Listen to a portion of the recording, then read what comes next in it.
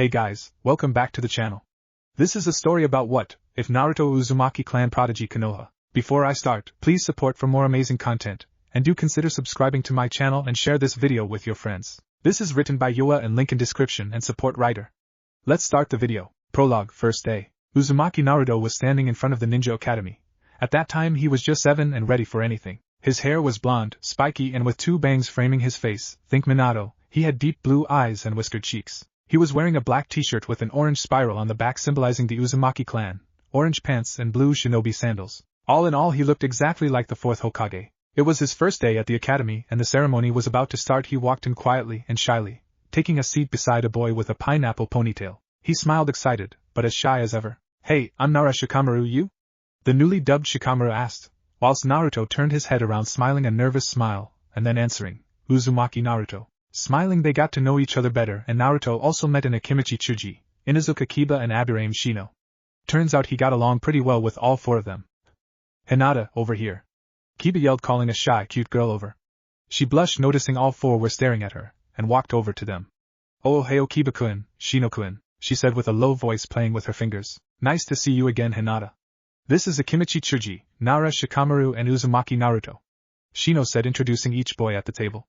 "Oh heyo, I am Hyuga Hinata," she said smiling at the 3. Chuji and Shikamaru greeted whilst Naruto was staring, until a hand slapped him at the back of his head. "Stop staring at her," Kiba said overprotectively. Naruto scratched the back of his head before shyly responding. "Sorry, I have it with staring at pretty girls." Smiling nervously he looked over to Hinata who were now blushing madly. "Oh, right here, take a seat," Naruto said standing up allowing her to sit down where he sat. "Look who's the ladies' man," Kiba said looking at all the girls who were staring at Naruto. There sat on the middle table in the whole class, a blushing Uzumaki, a blushing Hyuga, a half-asleep Nara, an eating Akimichi, a bored-looking Abirame and a laughing Inuzuka. "Sorry, I don't really talk to people often so I don't really know what to do or say," Naruto admitted, blushing. In the background Naruto and the others could hear whispers like, "Who's the hunk? He's such a gentleman, and even I wouldn't mind getting that all to myself." Hearing all this Naruto blushed even more. "Arigato Naruto-kun," Hinata said smiling a shy smile before sitting down. Naruto, Kiba and Shino sat behind Hinata, Shikamaru and Chuji when their new sensei came in smiling. "Okay class, I am Yumino Irika, your sensei. You may call me Irika-sensei or Yumino-sensei if you wish," he said smiling at the class. "Now let's start with introducing ourselves, only have to tell us about your name and dream," he said pointing to a raven-haired boy. "I'm Uchiha Sasuke. My dream is to surpass my brother," Sasuke said A/N. This is before the Uchiha massacre. The round went to a pink-haired girl. "I'm Harino Sakura. My dream is to haven't thought about it yet." Then to a pale blonde. "I'm Yamanaka Ino. My dream is to surpass my father." Then a certain dog boy. "I'm Inuzuka Kiba and this is Akamaru. My dream is to become a great shinobi with Akamaru by my side." Then Abirame. "I'm Abirame Shino. I don't have a dream," he simply said. Moving on to our favorite blonde. "I'm Uzumaki Naruto. My dream is to become Hokage and protect this village no matter what the situation is."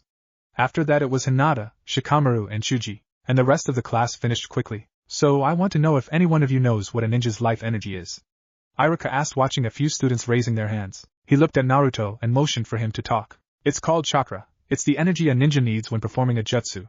That energy has 2 parts. The body energy there is in each of the billions of your cells, and the spiritual energy gained through training and other experiences. These 2 types are combined, so by bringing out and releasing chakra, you can use a jutsu.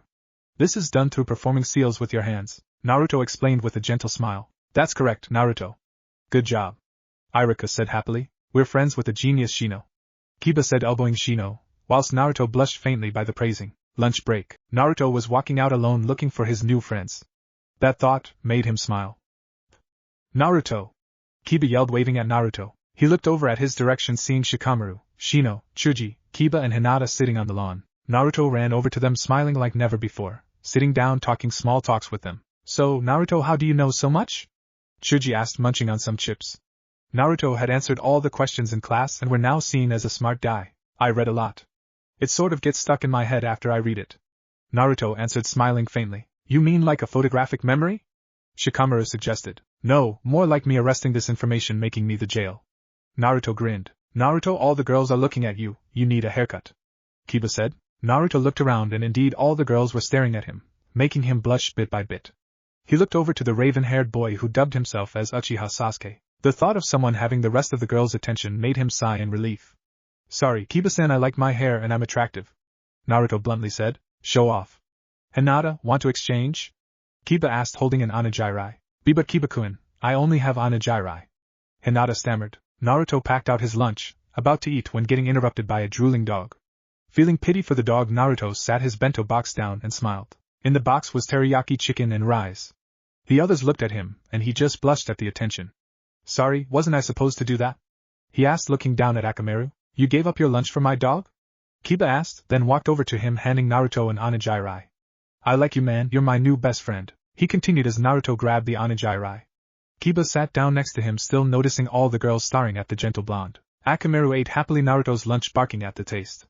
It was good, of course. Chuji and Shikamaru were staring up at the sky watching clouds. Kiba was talking about him and Akamaru's adventures. Hinata was listening to Kiba. Shino played with a bug or two and Naruto was blushing at all the attention and looks he got from the girls. Shino-san, why do you like bugs so much? Naruto asked, smiling at the silent boy. Bugs are misunderstood creatures, always seen as disgusting and ugly. I see them as fascinating and strong creatures. Why?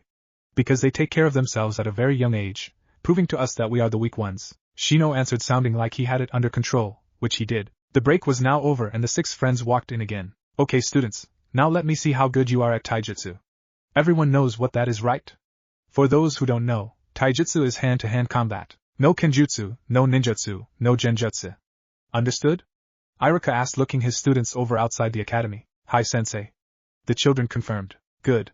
First pair, Uzumaki Naruto and Uchiha Sasuke. Iruka announced whilst the 2 boys got over to the field. Now that you're here, make the symbol of combat, it's the proper protocols. Iruka said, showing them the sign. Naruto and Sasuke both made that sign and began. Naruto swung low, landing a kick in his stomach, only for Sasuke to fall over on his hands and quickly get up. Sasuke then sent a barrage of punches at Naruto, but he dodged them all except one, hitting him in the jaw, making him fly a little up. When Naruto was flying a little, he took the opportunity to kick Sasuke in the head, sending him to the ground. Now Naruto was standing over Sasuke with a fist only inches from his face, and a smile when he realized he won. Winner Uzumaki Naruto. Naruto stood up, listening to the fangirls squeal and yelling his name. HN, lucky shot. Sasuke defended. Actually, you lack of speed. Naruto said bluntly, not realizing what he said until he replayed it in his head. Grr, that's it. From now on you are my rival. Sasuke yelled out, obviously angry. Uchiha-san, I'm sorry, really. Naruto raised his hands and surrenders. No! You are my rival and we shall stay like that. Sasuke yelled out again, totally out of character. Naruto gulped, a little nervous to how Sasuke's fangirls would react to it. He held out 2 fingers in the sign of harmony, and so did Sasuke whilst growling. Naruto stepped over to his friends again, with his head down. Great fight, man. Kiba commented. Very strategic. Shino said. Great fight, and Naruto-kun. Hinata blushed. Thanks. Naruto smiled at his friends, looking over to the now fighting ones Shikamaru and Chuji. Sensei? Chuji looked at his sensei. Yes, Chuji? Iruka asked. I really don't want to beat up my friend. Chuji said, smiling. That's not what we're doing, Chuji. This is a traditional shinobi spar, Iruka explained, holding his tablet. Even the Hokage and his friends did it to get stronger. It's okay, I lose by forfeit. It's too troublesome anyways, Shikamaru stated. Iruka sighed. He got no drive at all. He'll be a genin forever. Kiba said bluntly. Not necessarily. Why? Because he may live a very long life and things. Shino got interrupted by Kiba's annoyance. Don't be such a nitpicker, man. Naruto could only sigh at his friends. Stupid Shikamaru, he's the troublesome one, and Chuji's spineless. Ino exclaimed. Ino-chan, you know them?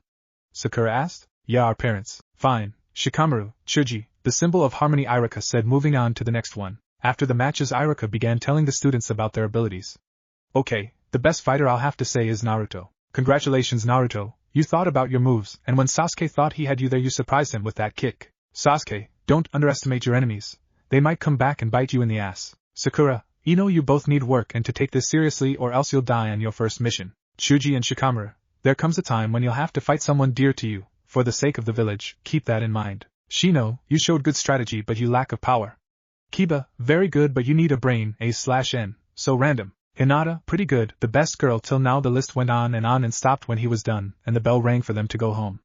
A/N, in other words, I'm lazy. After school outside. See you guys tomorrow. Naruto said, waving at the 5 others before splitting up. Yup, today was awesome. So much acknowledgement, and so little time through. It's kind of embarrassing how all those people stared at me. Hinata-san is so adorable, Uchiha-san is scary, Kiba-san, Shino-san, Chuji-san, and Shikamaru-san are great, Yamanaka-san and Haruno-san are pretty scary when they want to be. Naruto thought on his way home. Oi Gaki? Don't show off too much, The villagers would only hate you more for being dangerously strong. Kyuubi warned. I know, Kurama and I. But I don't want to be dead last. What am I going to learn today? Naruto said, sounding like an awesome dude. How to take a nap? Lie down on your couch and fall asleep, then wake up later same day feeling like shit. Kurama lectured. To Grandpa it is. Naruto then ran off to the Hokage tower. At the old man's office. Ji-san? Naruto said, looking around. Ah, Naruto-kun, come here for a moment. Sarutobi said, motioning for him to come over. Aji-san, I want to talk about my first day. I made some new friends, and some new enemies so awesome. Naruto exclaimed. Well, Naruto-kun, sounds like you had a great day. How was the teaching? Easy, I'm number 1 at everything already, but I want to graduate at the same time as my friends. Tell me about your new friends, Naruto-kun. The Hokage said, smiling. Shino-san is really quiet, but deep when it comes to his bugs. Chuji-san eats a lot but has a good heart, he sees underneath a person, not outside. Shikamaru-san is really lazy, but funny at sometimes. Kiba-san, I think that dude is crazy, he scares me. Hinata-san, at this Naruto blushed. Is very adorable and kind and pretty and strong, really a lovely girl. Seems someone has a crush. Sarutobi teased. And no Jin. Naruto blushed like crazy. Oh please Naruto-kun, you'll realize it and stop fighting it when you get older. Kurama and I taught me how to take a nap, Naruto, and the Hokage sweat dropped at this. Interesting. At Ichiraku's ramen stand. Tuchi-san, large miso ramen please. Naruto ordered, sitting down on the chair at Ichiraku's ramen. Coming right up, Naruto. How was your first day at the academy then? Tuchi asked. Awesome, I made some new friends and I'm the smartest in class. Naruto bragged. Naruto-kun, don't brag. I am said. Sorry, I am Nechan, it's just great to be acknowledged. He said, smiling, warming. Though, I could avoid the stares from the girls, it's scary. Beware of the fangirls, Kit. Kurama teased. Naruto chuckled in his mind at the comment. I got you to save me, right Kuranai? Of course Kit, always. Naruto finished his ordered ramen and the 13 others and paid. He then went home to get some rest. Guess I'm going to try that nap thing out, ne Kurama and I? Bwahahaha. Good luck, Kit. Kurama laughed a little and took a nap. Chapter 1, I Love Hinata. 5 years later at the same academy, the same class, and the same characters. Naruto, now wearing a blue hoodie jacket with a red spiral on the back and short sleeves, a dark orange t-shirt, bandages to his elbows and blue loose shorts to right under his knees, shuriken holster on his back, kunai holster wrapped around his right tight, blue shinobi sandals and a hitite around his forehead. Walking into class, he immediately saw Hinata sitting between two other. He sighed in irritation. These past 5 years got Naruto to realize that from the day he met her, he loved her. He walked over to sit down a seat away from the Uchiha. Morning, Uchiha-san, Naruto greeted, smiling. HN, Sasuke responded. He's still mad about 5 years ago, and the most embarrassing thing a month ago. At that thought, Naruto choked on his own salvia. As he coughed, all the fangirls looked at him worried. Now Naruto blushed at the attention. You can't expect them to forget. The two hottest guys in class, making every fangirl's dream come true. Yes, exactly. Yaoi. Kurama teased. Demon illusion. Flashback no jutsu. Naruto ran to class. Today they had Taijutsu exam. The sparring partners were based on strength, so Naruto knew he would fight one stronger or weaker. Of course it had to be weaker. He was the strongest after all. At the thought of fighting Sasuke again, he looked down on the ground. In class he spotted his friends talking without him. Morning, guys. He greeted, sitting down next to Hinata. Oh heyo Naruto-kun. Hinata greeted. Naruto, who was very impatient, immediately pulled her into a hug. Hinata-en. He said, smiling into her neck, unaware that she just fainted. Outside the academy it was time to spar. Are you alright, Hina-chan? Naruto asked. Why yeah, I'm fine, Naruto-kun. She replied, smiling. Good, I thought I just killed you there. Naruto sighed in relief. Uzumaki Naruto versus Uchiha Sasuke. Iruka called up. Crap, he's going to be after me again. Naruto then walked up to the field, smiling gentle in hope that would calm him down. I'm going to win this time, Uzumaki. Sasuke declared. I already said sorry the last time, Uchiha-san. Naruto reminded. Don't care. Fight me with all you have. All? I don't want to kill you. Gr, that's it. Die Uzumaki. Sasuke called out, running towards him, aiming a kick in his stomach, only for Naruto to dodge by hopping in the air. Sasuke then aimed his kick a little higher, hitting Naruto on the leg, making him fall to the ground whilst pulling Sasuke with him. That moment every girl screamed at them, with hearts in their eyes. Sasuke and Naruto landing lip-locking. Kya. Naruto yelled, pushing Sasuke away. Uchiha-san, that kiss was reserved. You think I wanted to kiss you, Uzumaki? Sasuke defended. And you pulled me down with you. D-damn you. That kiss wasn't yours. It never happened and we'll never speak of it again. Naruto finished. Deal. Sasuke agreed. They now looked over to all the girls, who still had hearts in their eyes. Looking over at the boys, they laughed their asses off. Hinata standing there like an outsider were wide-eyed and gaping. Hina-chan, Naruto whispered. I swear it didn't mean anything, Hina-chan. And Naruto-kun, I didn't know you and Sasuke-kun swung that way. She assumed, blushing. Sasuke and Naruto yelled, looking at the poor girl. Huh? Sasuke wondered about that enormous killer intent directed on him. Looking over to the boy on the ground next to him, he just found the source. Uchiha-san, I'll kill you. Naruto dangerously whispered. After a while, Sasuke's head was in the ground and Naruto had cleared the misunderstanding to Hinata. Demon illusion, Kai. Don't remind me, Nisan. Naruto shivered. Naruto. You should give up on him, he'll never become human. Shikamaru said from behind. I know, but Naruto was interrupted by two fangirls running through the door. First, Naruto heard them fighting until they came over to the table Naruto and Sasuke was sitting at. I want to sit between them, the girls in class yelled, but quieted down when Naruto raised. What if I move? Uchiha-san sits in the middle and two lucky girls can sit next to him, Naruto suggested, smiling at the fangirls, who were either fainting or blushing by his smile. Now, seeing that he couldn't get any answers out of them, he decided to speak. Okay, that's how we do it. Now what about those two girls sitting next to Hyuga-san? Come on, don't be shy, he said, making them move away from the place, but seeing that Sasuke wasn't willing to cooperate. Uchiha-san, what about you move to the middle or I'll sell you to the Hot Springs female department? Naruto dangerously whispered. Sasuke knew when he said that he didn't joke, so he moved at place, letting the two girls move around him. Naruto smirked whilst looking at Hinata. I'm a genius, he thought, moving quickly to one side of Hinata. Hina-chan, how are you? Naruto asked, hugging the girl. And Naruto-kun, I'm fine, thank you. How about you? The shy Hyuga asked. I'm fine now. I get to sit beside you now, I'm happy. Naruto hugged her tighter, making Hinata blush deeply. Naruto, stop, hug rape Hinata. Kiba commented, making Naruto blush deeply. My intentions are pure, Kiba-san. I decided to wait with stuff like that until I get married. Naruto replied, mentally adding with Hina-chan. After a moment or two, Iruka came in with a smiling face. Okay students, from today off you're officially genins, meaning you're the lowest of the lowest after academy students, of course. Now to pronounce Rookie of the Year with a total score of maximum points. The Rookie of the Year is Uzumaki Naruto. This got Naruto's attention and the fangirls who squealed, people congratulating him, ignoring the killer intent the raven-haired boy sent to the blonde. Huh, I'm that good. Awesome, Naruto bluntly said. Congrats dude, you deserved it. Kiba congratulated, while Shikamaru, Chuji, Shino and Hinata agreed. Thanks guys. Naruto replied, smiling gently. Okay, quiet down. I said quiet. Iruka yelled, using the big-ass head jutsu. Now, we have to go over the teams and we'll start with team number 1, Naruto. Zone out. Hina-chan, I want to be with Hina-chan. Being with Hina-chan without pure intentions. At that thought, Naruto choked on his own salvia. Stupid thought. Don't listen to the other side of you, Naruto. Respect Hinata-san. Kit, check out her knockers. Kurama teased. And I-san, you perverted idiot. Don't think about Hinata-san like that.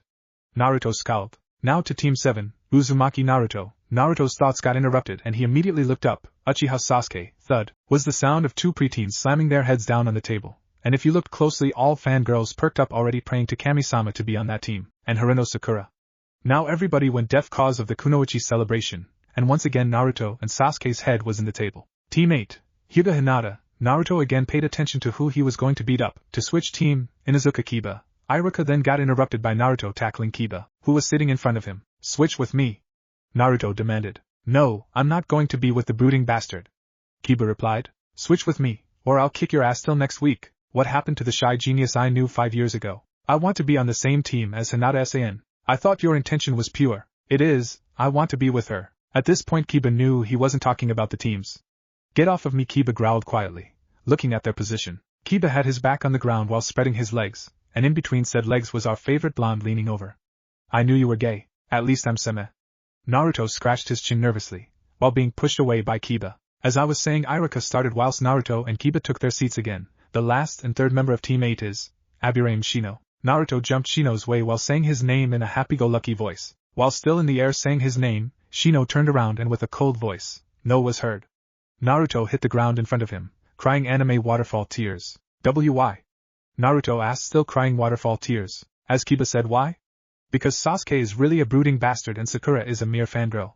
You can't work with them, Shino said quietly. Great, I'm with apparently my rival, as he put it so nicely, and a fangirl. I'm not going to be strong, I'm not going to be Hokage, and I'm not going to protect my precious people. Naruto cried, walking over to his seat, with a dark atmosphere around him. Team 9 is still running, so Team 10, Yamanaka Ino, Naro Shikamaru and Akimichi Chuji. 3 thuds were heard coming from said preteens, banging their head in the table. Okay, that's it for now. Eat your lunch and come back to meet your Jounin senseis. To lunch. Naruto was walking down the road with a bento box in his hands when he caught Sakura sitting being all depressed. He walked over to her and without her noticing it, he sat down next to her on the bench. Something bothering you, Haruno-san? Naruto asked, smiling politely as Sakura looked up blushing madly. And no, Naruto-kun, or yes. Sasuke-kun can't seem to accept that we're a team now, we have to get to know each other. Sakura replied, sighing in depression. Nah, Haruno-san, we can always get to know each other now. What's your hobby? He asked. I like reading and do it a lot in my free time. What about you? Sakura replied, smiling. In my free time I usually trains, read, hang out with my friends cooking. Naruto hold out his bento box in front of her. You want a taste? I've never got any critic, especially from Kiba-san's dog, Akamaru-san, man he loves it. He grinned, making Sakura blush. He's so charming. She thought. Shinaro, I think he likes us. Inner Sakura exclaimed. Sure, I would love to taste. Naruto took out some chopsticks from God knows where, giving it to Sakura, smiling. She took a bite of the food and felt like in heaven. It's really delicious, Naruto-kun. Naruto smiled at her before his eye caught Sasuke's. Uchiha-san, came to join us? We are getting to know each other. I came to tell you, you shouldn't get in my way when we're a team. It would only be bad for you. Sasuke calmly said whilst directing a little amount of killing intent to Naruto. Sakura and Naruto saw him walk away. Naruto lowered his head, making his bangs cover his eyes. What did I ever do to him? He sighed. After lunch. And Naruto-kun, are you alright? Hinata asked, sitting next to Naruto whilst waiting for their senseis. He looked up at her, blushing like crazy at the way she stared at him. He coughed to sound more normal. I'm fine, thank you for worrying, Hinata-san. He said, putting a hand on her shoulder, still blushing. That's good. Good luck with your team, Naruto-kun. She gently smiled at him, seeing he was gone. She looked for him only to find him in a corner with his knees to his chest and his arms around his knees, whilst rooking back and forth at a medium speed. Are you mocking me? He asked. 3 hours later, all the teams and Iruka was gone except Team 7. Whilst Sasuke was brooding, Sakura was complaining. Naruto took out a scroll and began writing some seals. The other male looked over at Naruto whilst raising an eyebrow. Naruto looked back at him, smiling gently. I'm from the Uzumaki clan, we're masters over seals. He said, still smiling. He looked back down to draw the rest of the seals, and when he was done, Naruto bit his thumb till it bled, doing some hand signs and whispering something about seal art. He ran the bleeding thumb across the seals and up came a box. Naruto opened it and got some chopsticks from God knows where, and he began to eat from the mysteries box. The doors to the classroom opened and out came a silver-haired man. The only part of his face you could actually see was his right eye. The rest was covered by a Hittite and a mask to the bridge of his nose. My first impression of you guys, the files must be fake. The mysterious silver-haired man said whilst his right eye meet every person of Team 7. Meet me at the roof in 5. He then poofed away. Well, let's go. Naruto said, leading the team. At the roof. It took you quite a while. Their sensei commented, when the three walked in. It took you longer just to get to the classroom. Sakura complained. Well, let's start with introducing ourselves. Tell me about your likes, dislikes, dream hobby. Something in that direction. The unknown sensei said. I'll go first. I'm the stranger in this team. I'm Hatake Kakashi. I dislike, I didn't have a dream, I had a nightmare last night. I got a lot of hobbies. The three genins sweat dropped, all thinking the same. We only found out about his name, Sasuke, and Sakura thought. I need to get a mask like that. Our favorite blonde thought. Okay, Blondie, you're up. Kakashi said, pointing at Naruto. Oh, I'm Uzumaki Naruto. I like training, reading, ramen, cooking, Kurama and Ji-san and Hi. Naruto trailed off, blushing madly. I dislike not much really. My dream is to become Hokage and protect this village from any danger possible. My hobby is training, reading and cooking. Naruto grinned. Interesting, Pinky. Kakashi motioned for Sakura to start. I'm Haruno Sakura. I like glancing at Naruto and Sasuke. I dislike Inopig. My dream is to glancing at Naruto and Sasuke again, while Sasuke twitched in annoyance, and Naruto looked confused. My hobby is reading. Broody. Kakashi pointed to Sasuke. Name's Uchiha Sasuke. I don't like anything, I hate everything. I don't have a dream but an ambition. I'm going to restore my clan and kill a certain someone, Sasuke said, holding his arms folded in front of his face so only his eyes are visible. Naruto gulped at the last sentence. Kami-sama, help me. He thought, hiding his face behind his bangs. Looks exactly like Minato-sensei. Cute Sasuke looks like Fugaka-sensei. Kakashi thought while making his trademark eye smile. Okay, my cute little students. I'll see you tomorrow for some survival training. Remember now, out of the 27 who passed, only 9 will become genins. The odds are 66%. Right now the odds are against you. So I'll see you guys tomorrow. Oh, I almost forgot, don't eat breakfast, you might puke. Kakashi finished and transported away with a puff. Did he mean that? Naruto asked. What, the Rookie of the Year is scared? You don't deserve that title. Sasuke said, walking away. He still hates me. See you tomorrow, Haruno-san. Naruto said, jumping off the roof, landing on another. Ni-san, any advice? He asked. Eat breakfast, kid. QB advised. No shit, Sherlock. Naruto thought sarcastically. Chapter 2, Hinata's Pale Skin. The next morning it was time for the test. But where to meet? He realized that their sensei never told them where to meet. Oh, well, to the Hokage Tower. Naruto thought. And after an awesome superhero scene shift, Naruto was at the entrance of the Hokage Tower. Naruto walked through the entrance and went on through the hallway, which was until he bumped into someone. He fell on the poor person he bumped into. Opening his eyes, he saw Lavender staring at him and a dark crimson face, looking like a blush. His eyes widened as he saw it was none other than Hinata. He blushed as he realized that he was still on top of her. He jumped up, bowing his head deeply. Sorry, Hinata-san, sorry. I was in a hurry, I guess, he apologized. And Naruto-kun, it's okay, we didn't see where we were walking.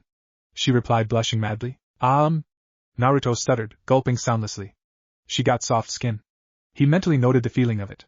Got to say that felling in the Hina-chan is lovely folder, he thought, smirking on the inside, blushing on the outside. What are you doing here, Hinata-san? He asked. I was just handing in a report for my father. I have to go, I have a TT meeting. She replied, walking by, waving. God, Hina-chan, you're going to be the end of me. Moron, do you enjoy talking to yourself? A familiar voice asked, making Naruto jump. Uchiha-san, Harino-san, do you guys know where we're going to meet Hataki-sensei? Naruto asked. Yes, Training Ground 7. Come on, moron. Sasuke replied, walking off, followed by Sakura and Naruto, who were muttering something under his breath. He still hates me. Training Ground 7. 3 hours later, Naruto was playing with a leaf, Sakura blushing thinking about her and the two boys on their team, and Sasuke was brooding like always. Uchiha-san, Haruno-san? Maybe we should get some training in before Hataki-sensei comes and work a little on our team, Naruto said before getting interrupted by a poof of smoke. Standing there was their beloved sensei, Yo. He greeted. You're late, Hataki-sensei.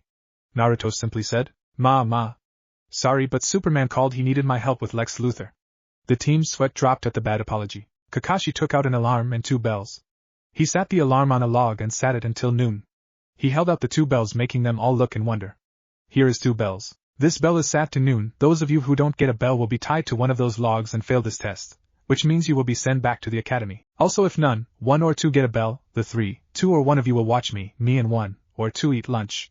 Get it? I didn't get the last part, Naruto replied. Those of you who don't get a bell will not get any lunch. Kakashi answered. Oh, good thing I ate breakfast. Naruto grinned, but that whipped away when he heard 2 stomachs rumbling. Sensei, I'm going to kill your kid, sorry.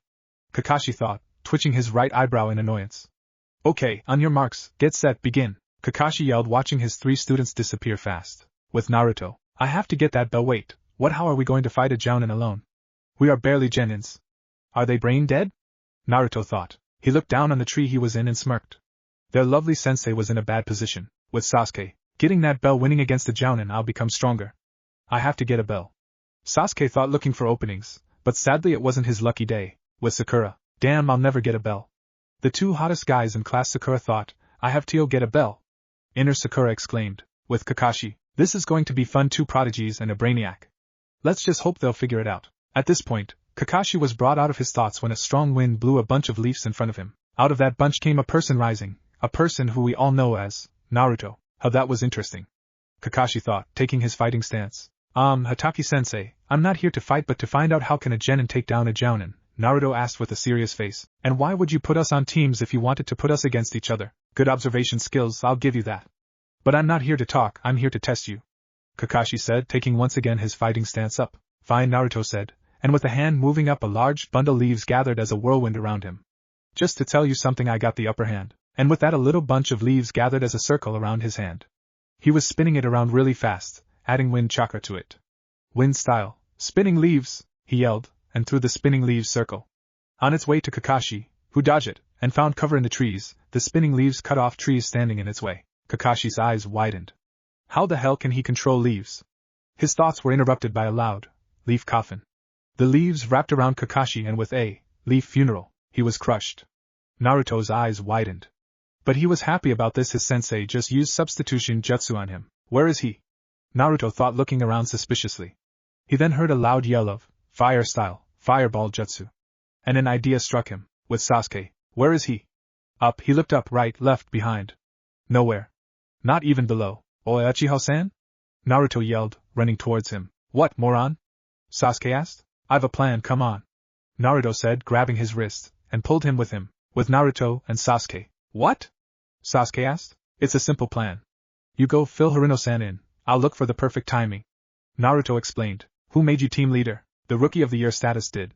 Naruto answered grinning. With Kakashi. Where are they? They should fail by now. He thought, and a moment after Naruto and Sasuke was there, standing side by side, wind style, spinning leaves level 2. Naruto yelled, throwing in the spinning leaves. Fire style, fireball jutsu. Sasuke yelled, forming the hand signs, and out came a fireball from his mouth. The spinning leaves suddenly expanded to a larger circle of leaves, and behind came the fireball, creating a bigger and stronger jutsu. The Uzumaki, combined plasma. When the flames and smoke was gone, the place where their sensei should be was empty. Did we overdo it? Naruto asked. No, that was perfect. Sasuke smirked. Below you guys, a voice coming from below was heard. Earth style. 2 hands grabbed the 2 boys' legs, headhunter jutsu. The voice finished, pulling them down so only their head was showing. Up came Kakashi, smiling his famous eye smile. He was bending behind them, looking down on them. You should have seen that coming, he said, hearing the bells. He turned around only to find Sakura holding the 2 bells, smiling. Great job, Haruno-san. Naruto complimented, still in the ground. Can somebody get us up? This is embarrassing. Sasuke complained, hearing Naruto laughing. After a while at the logs. I got to admit you 3 worked well together. And in the end you got the bells. Kakashi started. I guess I have no other choice but to pass you guys. Thank you, sensei. Naruto politely said, standing up and bowing his head. You're welcome. Although Naruto, I'll see you at the Hokage Tower later today, and Sakura, Sasuke, I'll see you 2 tomorrow morning at 7. Same place as today. Funny. We're Team 7, we're going to meet at 7, on Training Ground 7, funny. Naruto unintelligently thought. Hokage's office. Naruto, please explain the leaf control Kakashi-sen just told me about. The third ordered, watching Naruto gulp nervously. Uwaah, I kind of found a way to control it when I turned 8. I didn't use it in the academy, because it might have hurt somebody. Naruto answered. How do you control it? The old man asked. The way I control it, I found out when it was impossible for me to make a bunch and that my chakra coils were too great. If you could call it that, I was training all night at the training grounds that were surrounded by trees. I saw the leaves, and read about elemental chakra control, some days ago. From that day I at the training grounds. The day I read about that, I found out that my type was wind, and began training with leaves at the time. Figuring out that wind chakra gave the leaves reactions, I thought of making leaves a weapon by putting in wind chakra in every coil of the leaf, and began training at that time. Naruto started. Also with the help of Kurama and I passed with the clone jutsu by using leaf clones. It's in my files. Naruto answered, smiling. That's right, Kit. I'm just awesome that way.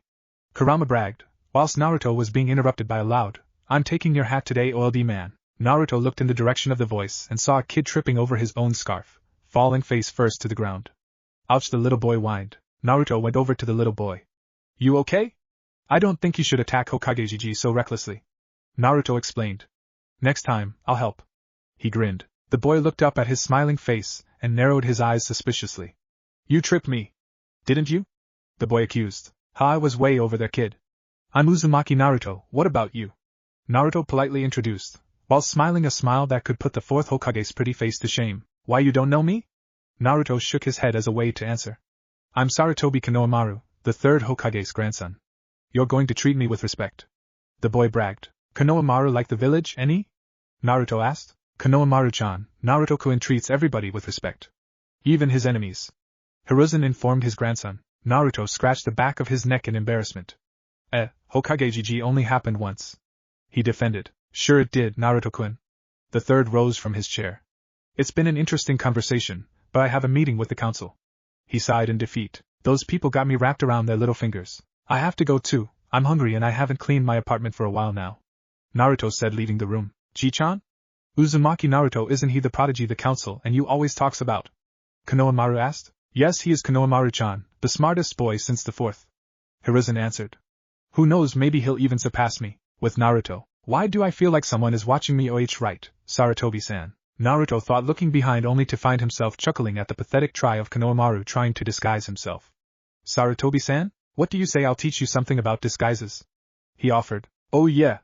Konohamaru yelled, falling face first to the ground. In the forest. Let's do this. What are you going to teach me? Konohamaru yelled eagerly. First, when you're hiding, keep it down. Second, be one with the surroundings, don't let your chakra give yourself away. You'll be gone. Naruto started. When a camellia camouflages themselves, they think of color. We ninjas have to think of our chakra.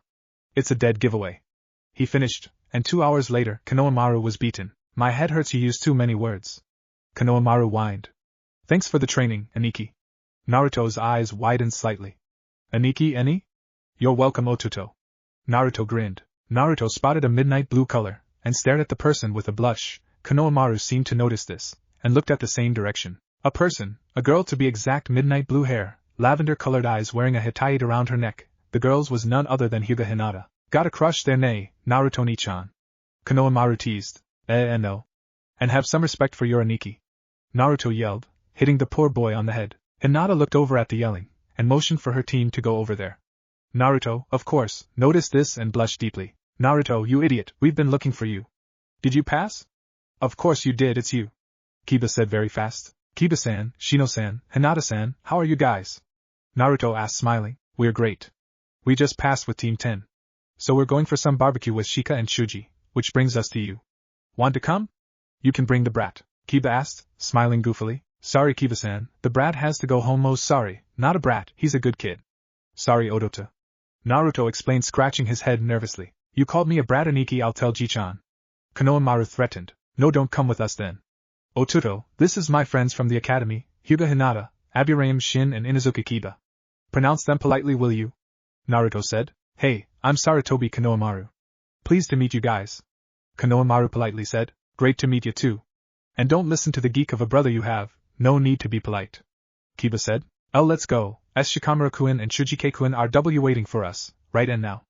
Hinata stated. Right, let's go. Kiba announced. At the barbecue. Remember Naruto, be a human for once, we're your friends, you don't have to be all polite. Kiba said. Sorry. Naruto muttered. Hey guys, good to see you here. Who's the brat? Shikamaru said, turning his head to Konohamaru. Why do people keep calling me a brat? Nisan, kick their asses for me will ya? Konohamaru asked, with puppy eyes. Will you? Naruto corrected. You're not my mother, say it. Naruto demanded, releasing a load of killer intent, scaring the boy. Sorry Nisan, will you? Konohamaru stuttered, frightened. Good boy. Naruto praised, ruffling his hair. Scary, the 5 other newly genins thought. Inside the barbecue restaurant. Order pork. Lots and lots of pork. Kurama demanded. Pork, lots and lots of pork, Naruto said, sighing in defeat. Okay, lots of pork apparently. Shikamaru teased. I'm very hungry, how's Yamanaka-san? I haven't seen her in a while. Naruto asked. She's feeling better after finding out she was the most active, and she just pronounced herself as team leader, troublesome woman. Shikamaru muttered whilst Chuji just chuckled. How's the Uchiha and the Banshee? Kiba teased. Naruto sighed. Uchiha-san hates me and Haruno-san worships me. Dude, tough luck. Having so many girls wanting to be with you, I pity you. Kiba again teased. I only need one. Naruto said, smirking, and looking over at Hinata's direction. Hinata blushed heavily at his starring, and turned to Shikamaru for a subject shift. Shikamaru looked down at her to find her with puppy eyes. He muttered a troublesome and changed the subject. Some time after, and then Ji-chan told me that Naruto and I was a super prodigy, as smart as the 4th. He also told me that Aniki will be able to surpass even himself. Konohamaru finished talking. That's true. Kiba said. Couldn't agree more. Why? Because Naruto is as smart as the 4th was at his age. Shino said. And Naruto-kun is amazingly smart for a b-boy our age. Hinata stuttered in agreement. He'll become a great Hokage, if he doesn't die first. Shikamaru replied. Exactly, I don't think he'll die before becoming Hokage through Shikamaru. Chuji muttered. Guys, you're embarrassing me, Naruto muttered, blushing like mad. After barbecue. Come on Otuto-chan, I'll take you home. Naruto offered. Hi Aniki. Konohamaru eagerly jumped over to the prodigy, and walked beside him, talking on the way to Konohamaru house. See ya Aniki. Konohamaru said, walking to his house but being stopped by a killing intent. You. See you. Naruto corrected. Konohamaru gulped. See you Aniki. He then ran in. Naruto smiled a bit, and thought for a second. I should be meaner to people, apparently they do as you say when you're being all mean, and you wonder why I'm mean to you, stupid brat. A dark voice sounded. Still do. And I still wonder if you have ever said anything nice to a person. Nope, I called the sage of the 6 paths for an old man. I think he hates being called that. Kurama sighed. Tell me about the other Bijus. Are they friendly? Bwahahaha, good one brat. We all chose the wrong path. The paths the old man told us not to follow. The path of hatred. Just because you're big, an animal, and have more than one tail, doesn't mean we're demons. We have souls.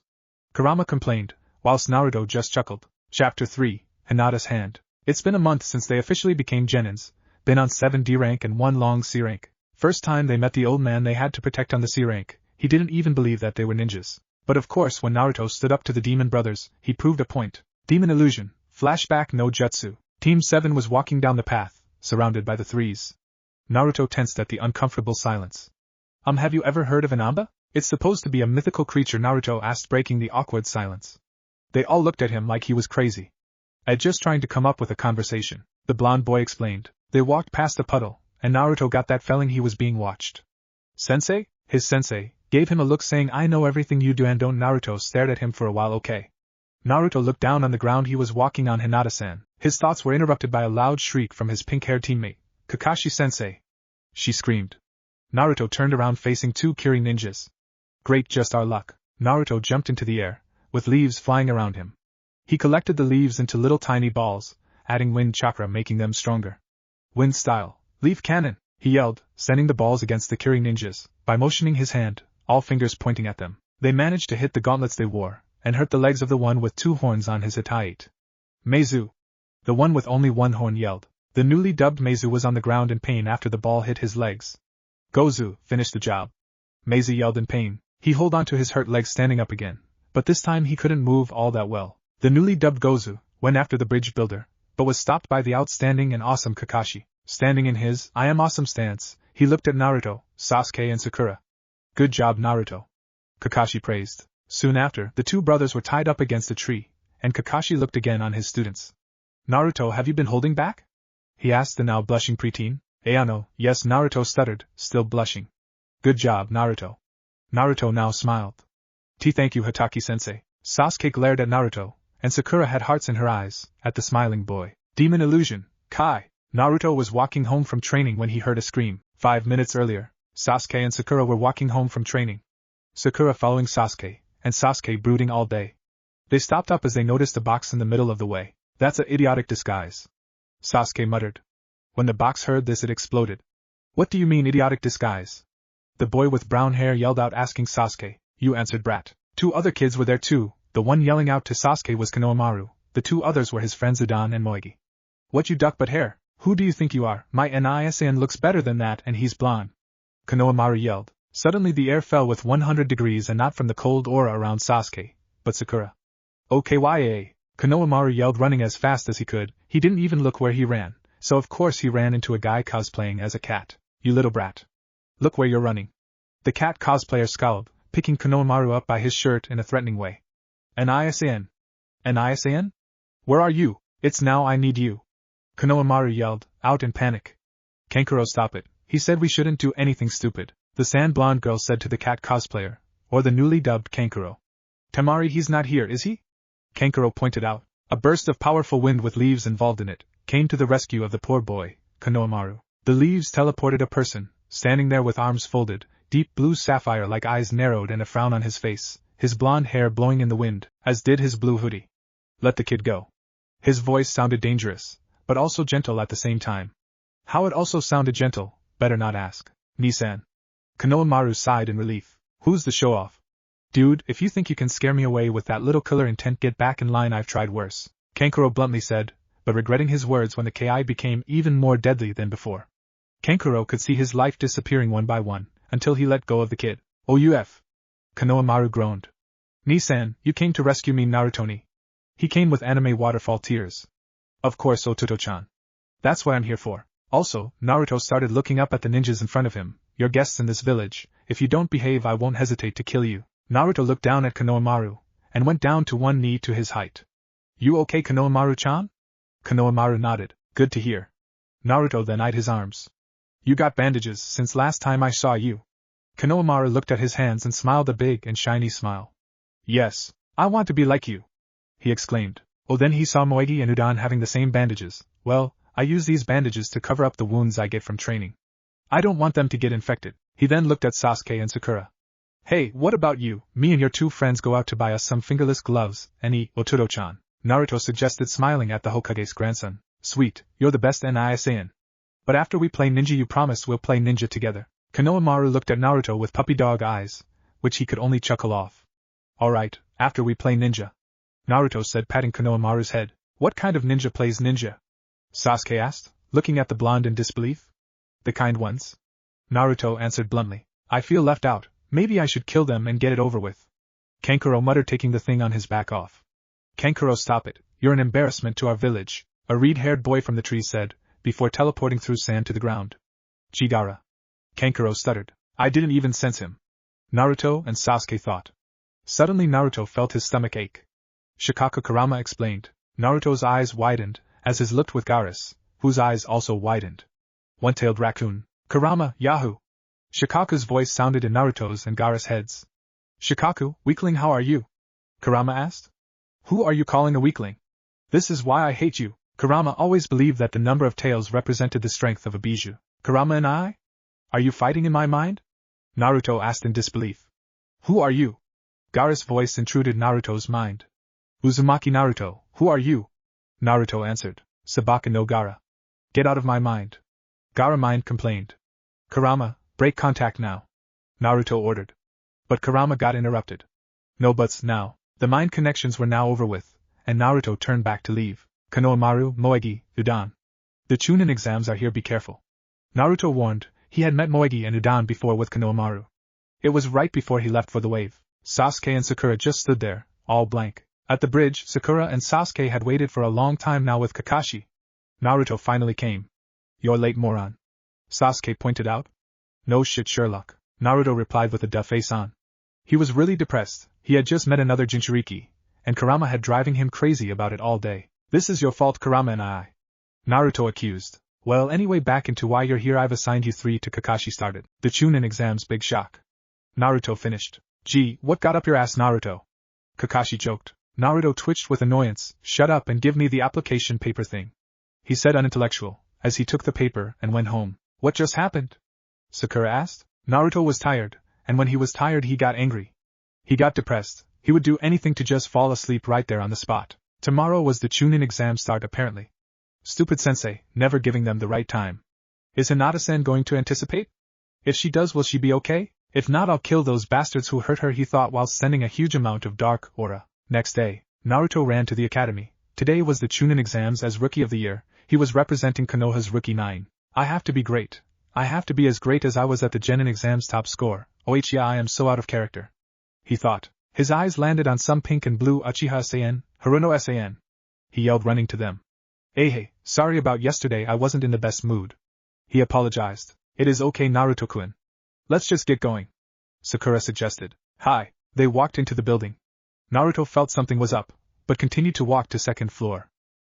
Was all that came out of his mouth, seeing a bunch of genins in front of a door with numbers 302. Isn't this only second floor? He asked his 2 teammates, who nodded to him. You want the honor, Uchiha-san? Naruto asked, smiling. Why not? They walked up to the 2 people guarding the door. If you can't see through a low-level genjutsu like this, you shouldn't be here taking this exam, Sasuke calmly said. Every genin looked at Team 7 as if they were insane. Naruto just waved at them whilst smiling. A few girls blushed. Well, there weren't that many girls, so yeah, a few. Demon illusion, false surroundings, no jutsu, am I right? Naruto asked the 2 guards, who nodded, dispelling the jutsu. Seems like we have some clever genins this year. Although which one of you is the Rookie of the Year? We saw the other 2 rookie teams pass by and none of them was the Rookie of the Year. The one with the bandages asked. Him. Naruto answered, pointing at Sasuke, who just stood there with a WTF look, when Naruto pointed at him. Moron, what are you talking about? Sasuke asked in disbelief. In wave tree climbing exercise we made a bet, you won.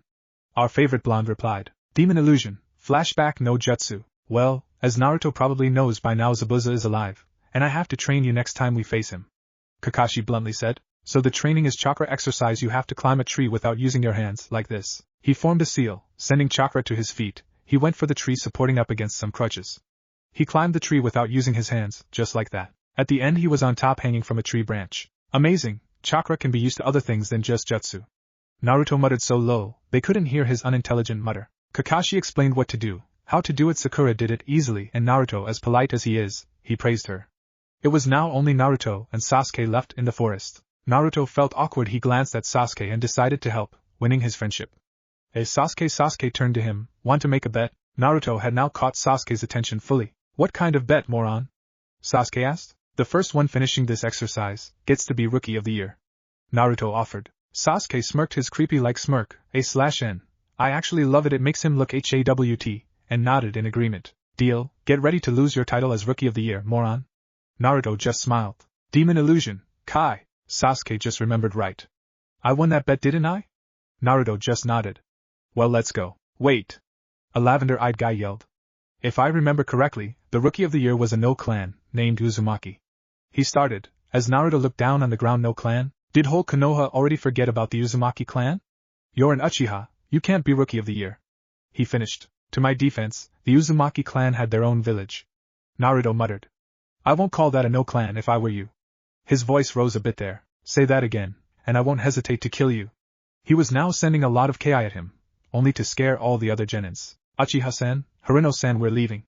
Naruto went ahead of them. They were quite stunned at that side of Naruto, but they catch up eventually. At the front of the door to the first exams, they met Kakashi. Yo, he said, reading his perverted book. Glad to see you all showed up. Now get in there, he finished and poofed away. Let's go. Naruto said, opening the door. They were stunned at first. The room was filled with so many genins from all over the hidden villages. What catched their attention the most was the dark aura filling the room. It depressed Naruto, and he didn't want to go into depression mode again. Sasuke Kyuen, Naruto Kyuen, a loud squeal caught their attention. Yamanaka-san, Naruto said, before getting tackled to the ground. Yamanaka-san, I don't think this is the time to do this. He pointed out. You can call me Ino, Naruto-kun, she said seductively, with one hand on his shoulder and another running through his jawline. Oh, trust me, he won't. Sakura said, sighed in frustration. Naruto got up fast and held his hand down to Ino. She grabbed it without a single hesitation. Naruto scanned the room and finally found what he was looking for, a midnight blue beauty. He smiled softly at her as she blushed. Oh, heyo, Naruto-kun, the beauty said, waving her hand. At seeing her hand, Naruto, as fast as the light, grabbed it, looking down at it and in her eyes all the time. What's this? He asked, worried. Her hand was all scratched, wounded, marks over it, and all that. Naruto took his free hand in his shuriken holster and took out a new bandage. He had just bought some blue gloves, matching his jacket with Konohamaru, Moegi, and Udon. Hinata-san, you shouldn't train that hard, if you don't wrap it up, he said as he wrapped her two hands in some bandages. She stood there, frowning and blushed at the sight of her hand getting wrapped in some bandages. There, all done, he said, with a tint of worry still being there. Kiba-san, Shino-san, we guys have to talk, he demanded. Sasuke at the sight thought of what had happened in Wave, and the fight with Haku. Sasuke POV, Demon Illusion, Flashback no Jutsu. There in my arms was a dying Naruto. The moron, my rival, my teammate, the only person I actually trust. He was coughing up blood, as he looked at me, his body full of senbons. Naruto, I whispered. Sasuke, he coughed. I have a last request, he coughed again. A last request, what? Tell Hina-chan, his voice began to die slowly. Hina-chan, Hinata. Tell Hina-chan I love her. My eyes widened. I couldn't say that I didn't know, I just didn't know that it was so serious. My eyes softened, as his closed. I will honor your request, Naruto. Demon Illusion, Kai. Normal POV. Hey, keep it down here, can't you sense the tension in the room? A silver-haired man said. They're all after the rookies, and you all just showed them who you are. He customized his glasses. Now you just put yourself in danger anyway, because I am so nice, I'll share a little information with you. He took out a bunch of cards, and went down to the ground. Any request? He asked. The rookies looked at each other before Naruto decided to speak up. Sabaka no Gara of Suna. You know his name, no fun. He said, my name's Yakushi Kabuto. By the way, okay, to Sabaka no Gara, he's yours. Age, mission status, C rank 8. B rank 1. Wow, a B rank mission as a genin. Amazing, he had returned from all the missions unscratched, that's really something. Kabuto commented. Remember now, from all the villages, they have only elites here. Well, Oto is more of a minor village, so I wouldn't know anything about that. But the rest is big hidden villages. Kabuto finished. Naruto felt a sudden chakra spike, and looked to see 3 Otonins on their way to Kabuto. The room was shocked when they heard glass break by leaves coming through the windows. The Otonin stopped in actions and looked behind Naruto, to find a huge fox, not like Kurama with 9 tails. But a normal, huge fox. You have to behave until the exam starts. Naruto dangerously whispered, glaring at the 3 Otonins. They backed away easy and nicely, as the leaves disappeared. Thank you? Kabuto said. That's an interesting ability, and you are? Naruto looked up at him and smiled. Uzumaki Naruto. Ah, the Rookie of the Year. I think I have some information about you. Kabuto stated, taking a card out the bunch. Uzumaki Naruto mission status, D rank 7, C rank 1. An interesting fact, C rank mission turned out to be an A rank, as you faced Momochi, one of the legendary 7 swordsmen, and the Demon Brothers. So technically, you've completed an A rank mission. You seem strong. Am I right? Naruto just stared at him, but got interrupted by a loud, okay, shut up you maggots. I'm Marino Ibiki, and I'll be your first exams proctor. The Chunin exam starts here. Chapter 4, Hinata Cares. Thanks for waiting. Ibiki looked at the broken windows, and who broke the windows? All the genins in the room were now looking at one specific blonde, exactly Uzumaki Naruto. He blushed and looked to Ibiki. I swear it was an accident, Marino-san. Ibiki looked at him suspiciously. And the leaves? Ibiki asked, raising an eyebrow in suspicion. At the wind.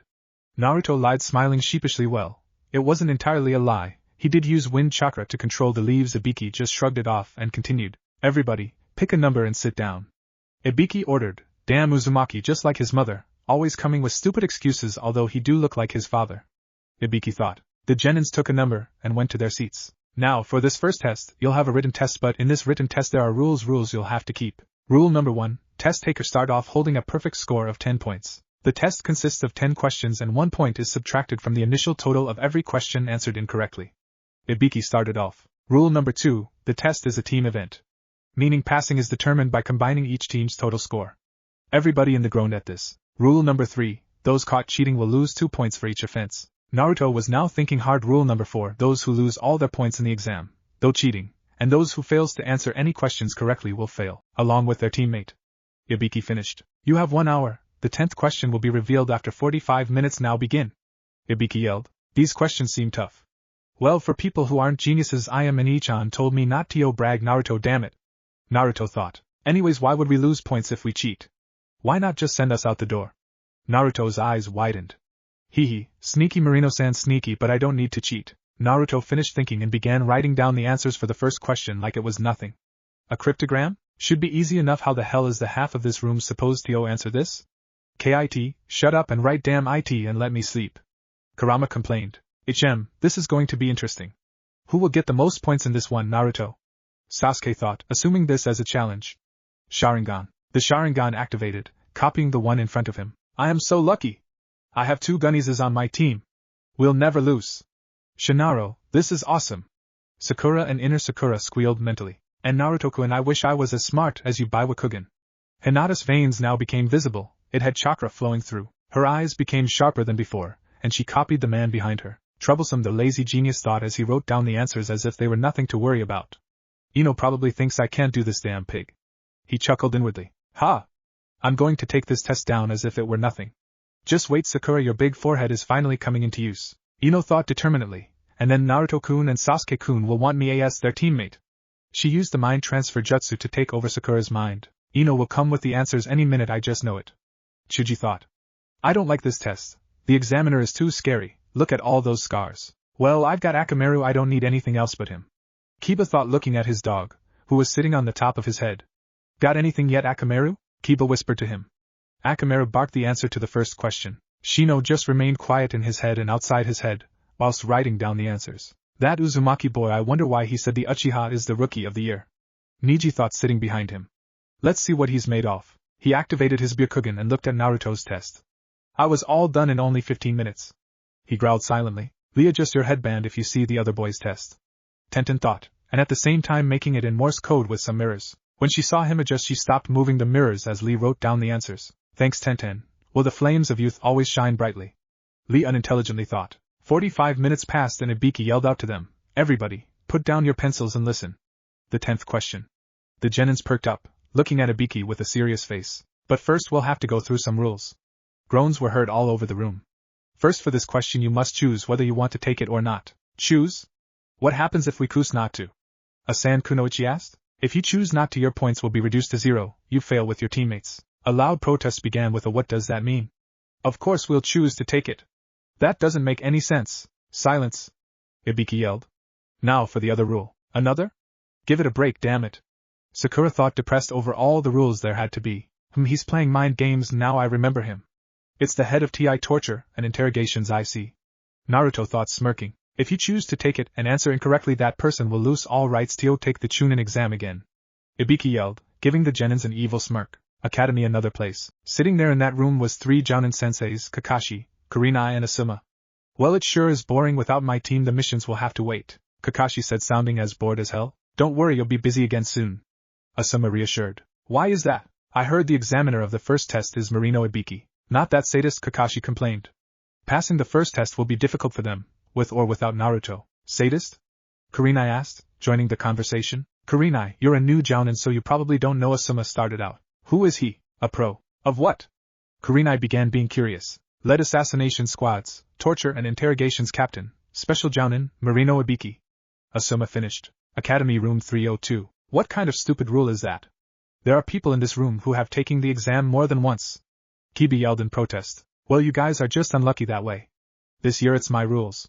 Ibiki evilly smirked. But I am giving you a way out. Those who aren't confident enough can choose to walk out that door and come back next time. The genins were now in thought whether to take it or not. Now to the 10th question. Those who wish to not take it raise your hand, and once your number is confirmed take your teammates and leave. Ibiki finished looking at the nervous genins. Why, I see now. Naruto was finally done thinking this through, and many genins had taken their leaves. Sneaky Moreno-san, Naruto whispered but got caught by Ibiki. Say something, brat. I'm sneaky. Why, thank you. Ibiki smirked. I guess it is true what the Hokage said. You're as smart as the 4th Hokage. The genins were now whispering to each other. I guess you found out, and would like to explain it? Naruto nodded. On a mission, you'll have to take the danger coming to get the information you need. You'll have to risk it. Can you choose not to take the danger? No, you can't. On a mission the danger comes unexpected, so we can't choose it. Those who abandon a mission are called trash, and at the same time if abandoning a mission you also abandon your comrades. Naruto started looking up at Ibiki, and those who abandon their comrades are worse than trash. Am I correct? Naruto scratched the back of his head, and smiled nervously. Ibiki smirked. I would be lying if I said it wasn't. Good geek, you found out pretty fast too. I'll have to pass 78 people, meaning 26 teams, and those 26 teams are here in this room. You all pass. Ibiki looked at the genins gaping. What? What did that brat say? Who is that kid? An older genin around the 20s asked. Ibiki glared at him for a while then said. The brat told you all that. The 10th question is whether to take it or not. Take it and you've answered correctly, don't, and you've failed. Ibiki explained in a hard voice. The kid, as you put it, is a prodigy of this village, one that should have passed earlier than the others but refused. Naruto looked down a bit. Can we not talk about me? He asked. I won't tolerate that the Taki Shinobis calls you a brat, Uzumaki. That's my job.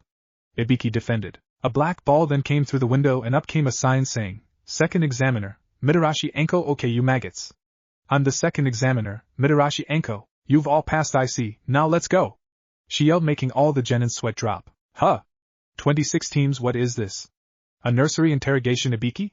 Enko asked, looking at Ibiki, who stood there with an annoyed look on his face. Sense the tension, will you, Enko? He sighed. They're a good bunch this year.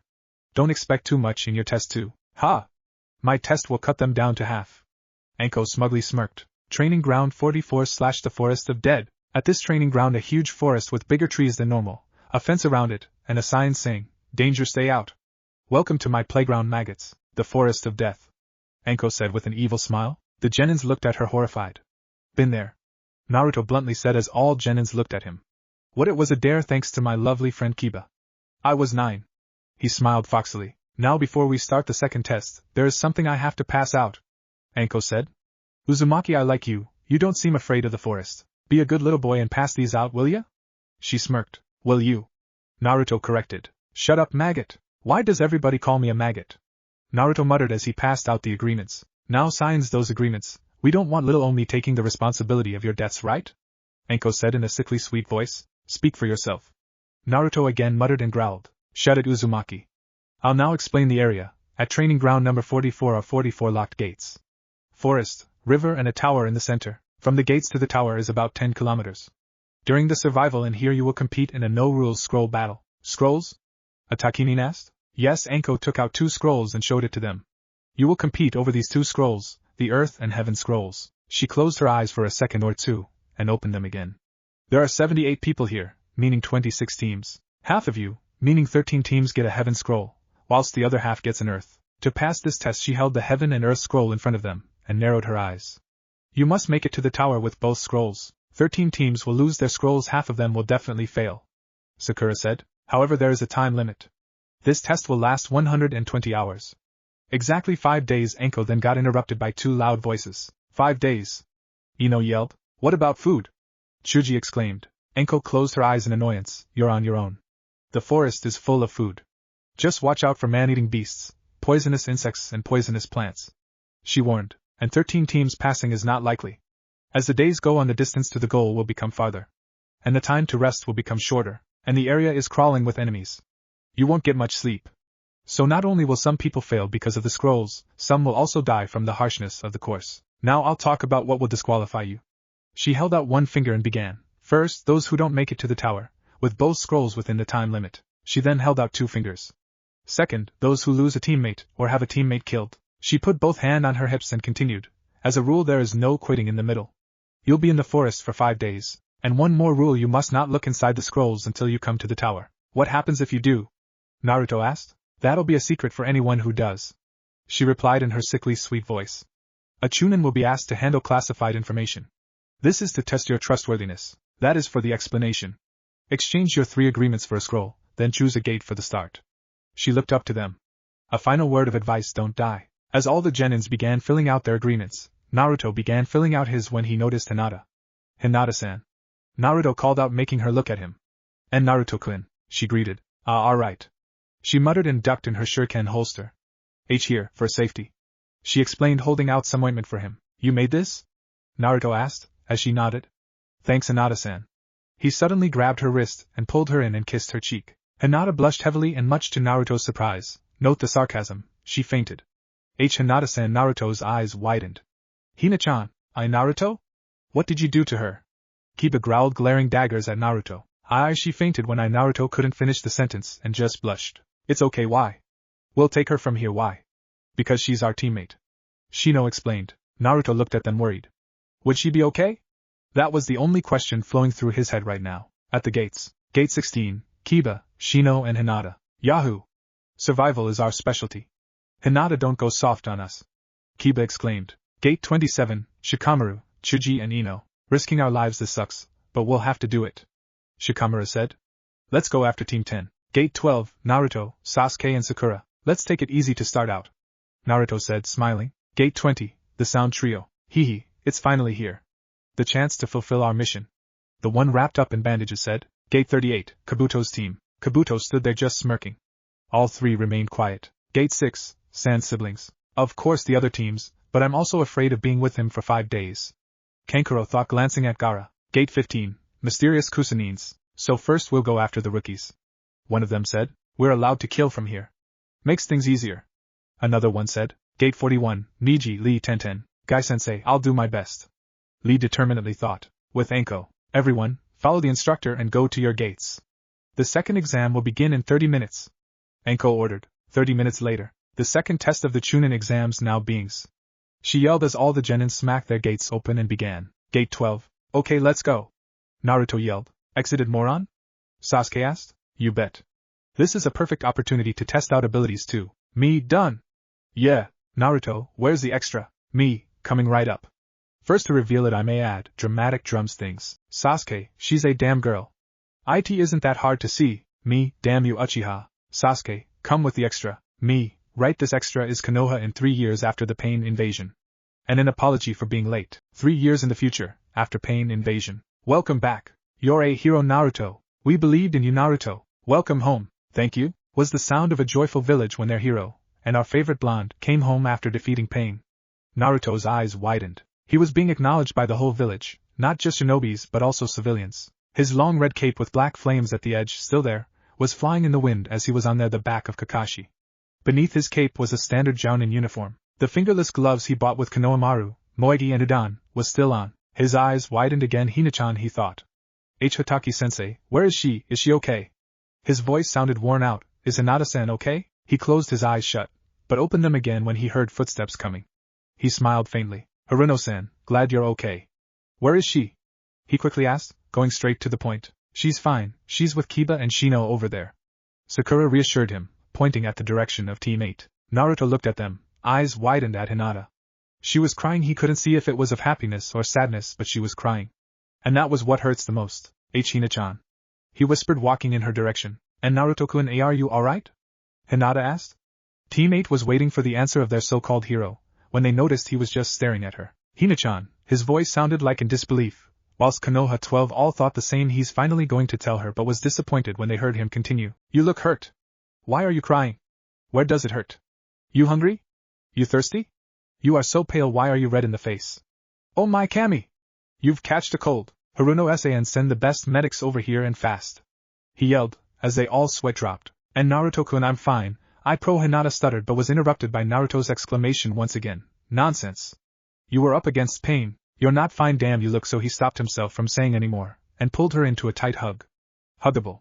He finished. A hand on her back, a hand in her hair. He kept her filled with warmth as her head was on his chest and their bodies as close as they could get. Naruto-kun, I wish you would just stop worrying. Hinata thought as she closed her eyes, to freeze this moment right there. Say it, damn it! You stupid dipshit! Can't do anything right. Naruto mentally scolded himself. The whole village was still celebrating Konoha's existing, and Naruto being the hero, whilst Konoha 12 was looking at the pair, sweat dropping. It had been 10 minutes now, and not one of them had moved. He's hug-raping her again, I just know it. Kiba exclaimed. Relax, Kiba. They are probably just lost in their thoughts of their honeymoon. Why? They're being perverts about it too. Look at Naruto desperately trying to hold in the blood, Shino said calmly. YOSH. The youth shines brighter in them than anyone else. Sakura-san. You're as beautiful as 1,000 angels, Shining. Be my girlfriend. Lee exclaimed. Again Lee, no. Sakura's sweat dropped. Congrats, Naruto. You'll become an excellent Hokage. Sasuke thought A/N. Didn't see that coming. RIGHT? Naruto and Hinata finally broke apart, and just stared at each other. Hina-chan, you sure you're okay? You still look pale, Naruto exclaimed, cupped her 2 cheeks with his 2 palms. Kami-sama, help her. Konoha 12 once again sweat dropped. Naruto looked at Hinata in worry. I love you too, can it be so hard to say? Damn, you're weak, Naruto, you're weak. Sasuke could do it, I'm weak. Naruto mentally whined.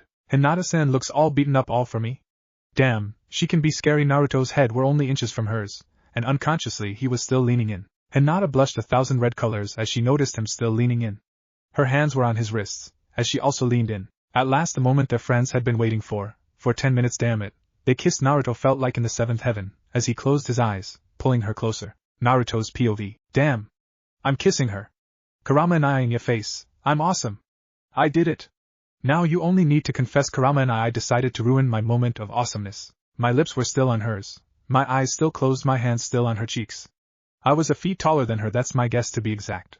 I could feel her blush deeper, yes, I could feel it. There was a shiver, a nice shiver, I liked it. I didn't care who was watching, didn't care who was talking, I blocked them all out, only focusing on the girl I was kissing. The girl of my dream, the girl of my past, present and hopefully also future. Hinata's POV. Oh Kami! Naruto-kun is kissing me, I can feel his lips, he stinks of worms, what did he eat? Oh right, toads eat bugs.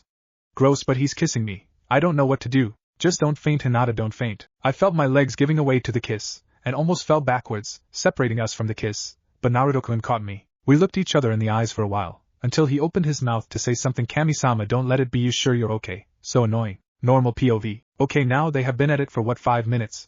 Do they have gills, or something? Kiba growled. Kiba, it isn't the first time for them, remember the Chunin exams? Sakura reminded Konoha 12. Oh yeah, kissing her and stopping a fight, because she fainted, idiot. He did it out of love, Kiba. Anyway, Sakura, Tenten, we have a mission, remember? Neji interrupted. Shino, Lee, we have Danzo to find. Sasuke said, leaving them with the mention too. Now it was back to the love birds. Naruto opened his mouth, about to say something, when Kakashi came and interrupted. Yo, Naruto, you're being summoned by the council. Those old hags, Kakashi informed. Naruto got up straight with Hinata, nodded to Kakashi, and waved a bye to his friends. But before he left, he whispered something in Hinata's ear that made her eyes wide, a huge blush on her face, a gaping mouth, and her hands trembling with joy. I love you too. End. Chapter 5. Hinata's thoughts. Kakashi, Asuma and Kurenai were sitting in a room, bored as hell. I thought they had the sadist as their first examiner, Kakashi muttered, only for Kurenai and Asuma to catch. They did. I guess we've underestimated our own students. Asuma replied. Kurenai looked at both of the old jounins. Kakashi, Asuma, this means they'll be in the forest of death now, right? The men nodded. Enko as their examiner. They stiffened. Poor kids. Kakashi muttered. The other end of Konoha. Naruto was trying to kill a bug on his nose. Through a glare, Sasuke was talking about plans, while Sakura were listening to his voice. Would you two pay attention? Sasuke exclaimed. Why don't we just have a password? Like one of Hatake-sensei's lame excuses for being late. Naruto bluntly said, surely no one but us knows Hatake-sensei better. Sakura and Sasuke were looking at the blonde. Sasuke sighed and agreed. So if I'm right, and I am usually, Ibiki's test was related to this test. We'll have to figure out what the other team's scroll is, before we attack. I say we'll split up, and meet here in a half an hour. The team with the right scroll is the team we'll attack, based on their skills. We'll have to be around them for half an hour, to see if they are weak enough for us to take down easily or strong enough for us to go serious. Roger? Naruto ordered. Roger. Sasuke and Sakura said in unison, before all three went their separate ways. With Naruto. Naruto was spying on Gaara. To be honest, Naruto had kept his eyes on him for quite a while now. He was curious about him. Is that guard made of sand? Naruto mentally questioned whilst trying to keep his cool. That Gaara guy gave him the creeps. Uzumaki Naruto. Gaara muttered slowly, making Naruto's eyes widened. Step forward, Uzumaki. Naruto did as told and stepped forward. Gaara looked at him, with a bored look on his face. Do you have a specific reason to spy on us, without your team? Or do you just have a death wish? Gaara closed his eyes. Behind him were his two siblings, who were looking at the scene half shocked. I thought you would be smarter than this, Sabaka-san. I'm here to gather information, not playtime. Naruto inhaled and exhaled deeply. He locked gaze with the red-haired Chunin. I don't know what scroll you have yet, and you don't know what I have, but after what I've seen, it seems like that doesn't matter to you? There were blood everywhere, and 3 bodies of some means. Poor fellows. On the blood was sand. Naruto had already figured out his control over sand, but he didn't know his guard was made out of it or his heart was so cold. Naruto pitied the people living with him. A boy so carelessly killing of people at every chance he got, talking openly to the demon inside him, making him look crazy. A small breeze came by, just enough to make Naruto's hair motion in front of his face, and Gaara's hair move just the slightest. Naruto and Gaara had the same thoughts. It was the start of their fight. Sand came out of his guard, standing there behind him, whilst leaves did the same to Naruto. They motioned their hands for their weapon to attack and yelled out, Sand, leave, Corfin. They both screamed in unison, with Sakura. Sakura was watching silently at Team 8, not even bothering notice that they were all 3 sensory types. Guys, a rookie is watching us, Kiba informed, breaking their long and awkward silence. Tell us something we don't know, Kiba. Shino coldly replied, as Sakura-san? We know you're here, just see come out. Hinata stammered. Sakura came out of her hiding and approached the team. Hey, there was a long and awkward pause. How are you guys doing? Kicked some ass lately? She cheerfully forced out, with a voice screaming, oh crap, I busted, just pretend you don't know anything. Cut the crap. How's our 2 pretty boys? They're not with you, must be dead. Kiba bluntly replied. Kiba-kun, don't be like that. I'm sure Sakura-san had a good reason for spying on us. Hinata looked directly into Sakura's eyes, only to find guilt, lies and awkwardness. Hinata sighed. Well, I'd better get going. Good luck with your stuff, stuff, Sakura awkwardly replied and pulled away, leaving Team 8 to their thoughts on what the hell Team 7 was doing. Naruto-kun, I hope you're okay. Hinata thought, closing her eyes in prayers. With Sasuke. Sasuke was currently gathering some information from some Kusanins. One with a straw hat and black hair was talking freely in the open. He sounded creepy, like a girl. What Sasuke didn't know was that the Kusanins wanted him to listen. Our Earth scroll shall be carried by me, the black-haired one proclaimed. Sasuke observed every movement they made. He didn't let a single movement pass by. He activated his Sharingan on the mission in wave. It was only about 10 seconds after Naruto had said his last words. That day he didn't know what those emotions meant, but he knew it was making him stronger. We'll have to find one with the heaven scrolls, so let's start.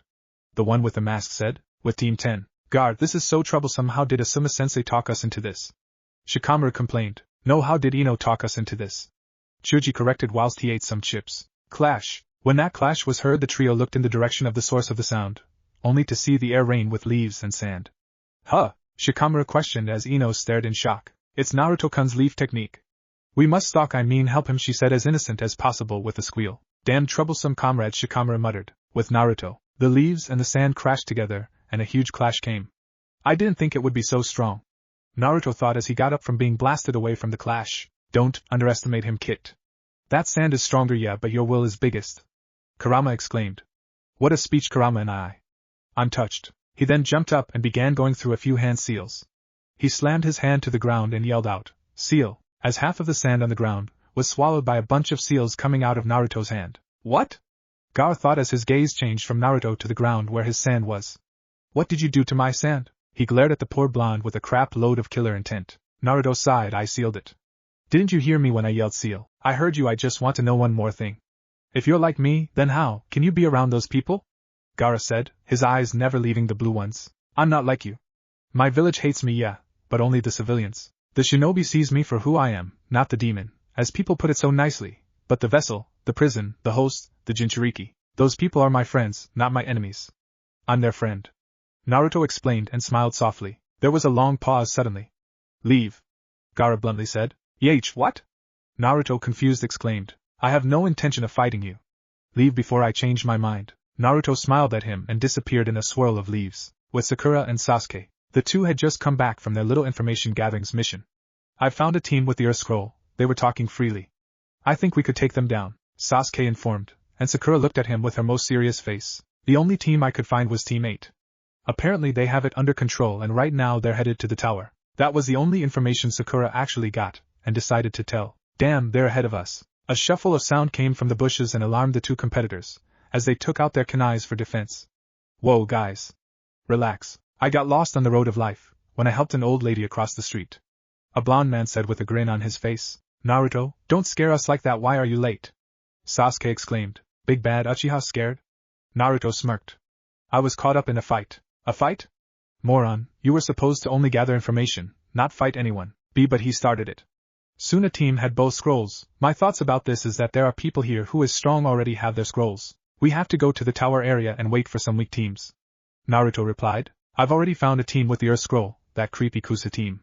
They are north a mile from here. They were talking openly and didn't sense my presence, so they should be at least weaker than us. That might have been a better idea, but Naruto just looked at Sakura after Sasuke was done speaking. I met Team 8. She simply said. Really? Damn, I should have gone in your direction. How are they? Is Hinata-san better? Is there a scratch on her?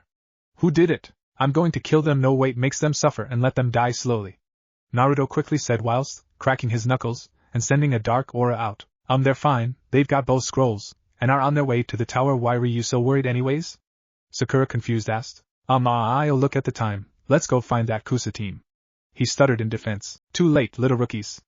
A dark but yet light voice replied from the top. The girly man from the Kusa team was standing right there looking down on them. There was a strong breeze making his hair fly to the back, as he holds onto his straw hat. The Kusanin went through a couple of hand seals, bit his thumb so some blood ran out.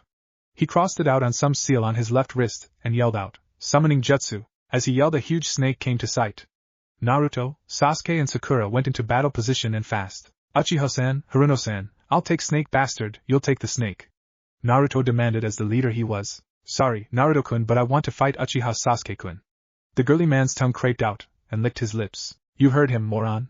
I'll fight him, you two take the snake. Sasuke glared at the Kusanin. If look could kill, you know. But I'm the leader, I should. Who told you were the leader? Hatake-sensei. Naruto bluntly replied. Gar. Damn that man. Why would he make you the leader? Let's just fight, shall we? Naruto motioned his hand to the air and collected a huge amount of leaves. Haruno-san, I'll take care of this one, you'll serve as backup. Sakura instantly agreed to it by nodding. He sent some wind chakra through the leaves. Wind style, leaf cannon, Naruto yelled out as the leaves formed into small but strong leaf balls, and attacked the snake. Naruto's sweat dropped. That was easy. Uchiha-san? I'm done, need help? He called out, but noticed Sasuke was gone. Sasuke-kun, Uchiha-san.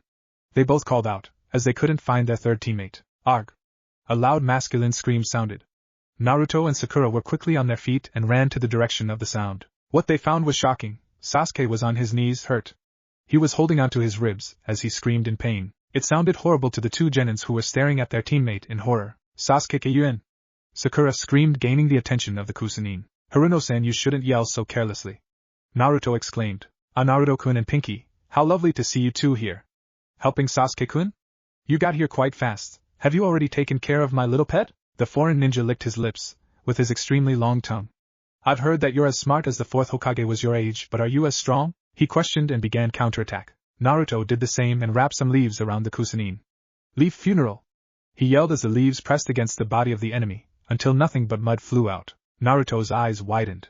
Substitution or an Earth-style shadow clone? Kit! Let me out, I want to fight.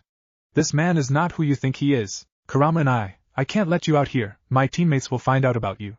Survive or die. Your choice.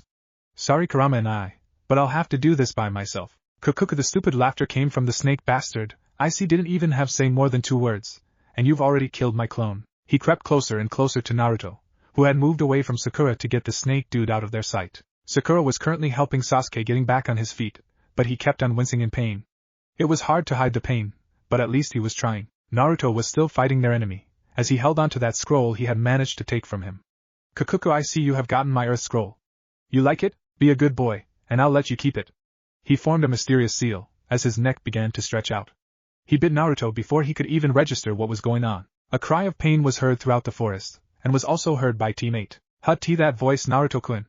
Hinata said, paranoid as hell. You're being paranoid, Hinata, let's go. Naruto is fine, he'll never die with his determination. Kiba assured her, as he opened the door to the tower. Naruto-kun, I hope you're okay. Please, please, be. Hinata thought, and walked into the tower, back to Team 7. Naruto-kun? Sakura muttered as Sasuke and herself found Naruto unconscious in the middle of the forest, with no snake bastard around. That man Orochimaru was his name. He isn't a genin, he's a freaking Sannin. Sasuke informed, he told me when we were fighting he was after my eyes. But why do this to Naruto, if he was after me? The question got stuck in their heads for a long time. Look! Naruto-kun managed to get the Earth Scroll. Sakura discovered. Let's rest until he wakes up, then head to the tower. Whatever. Sasuke took Naruto over his shoulder as Sakura took the scroll and put it with their other scroll. Under some roots of a giant tree, Sakura was wetting Naruto's forehead with a wet cloth. Does he seem to have it hot? Maybe we should take off his shirt or something. You do it, I don't want to see him half naked. Sasuke winced at the thought. Sakura took off his blue short-sleeved hoodie jacket, followed by his orange t-shirt. She gasped at the sight of a seal on his stomach. What is that? It's a seal genius. Sasuke bluntly said. I know that, but why? She stuttered. I don't know, do I look like a freaking answering machine? But the question did go through his head, more than once. What was Naruto doing with a seal on his stomach? Did it relate to the citizens' hatred towards him? Did it have something to do with his leaf-controlling ability?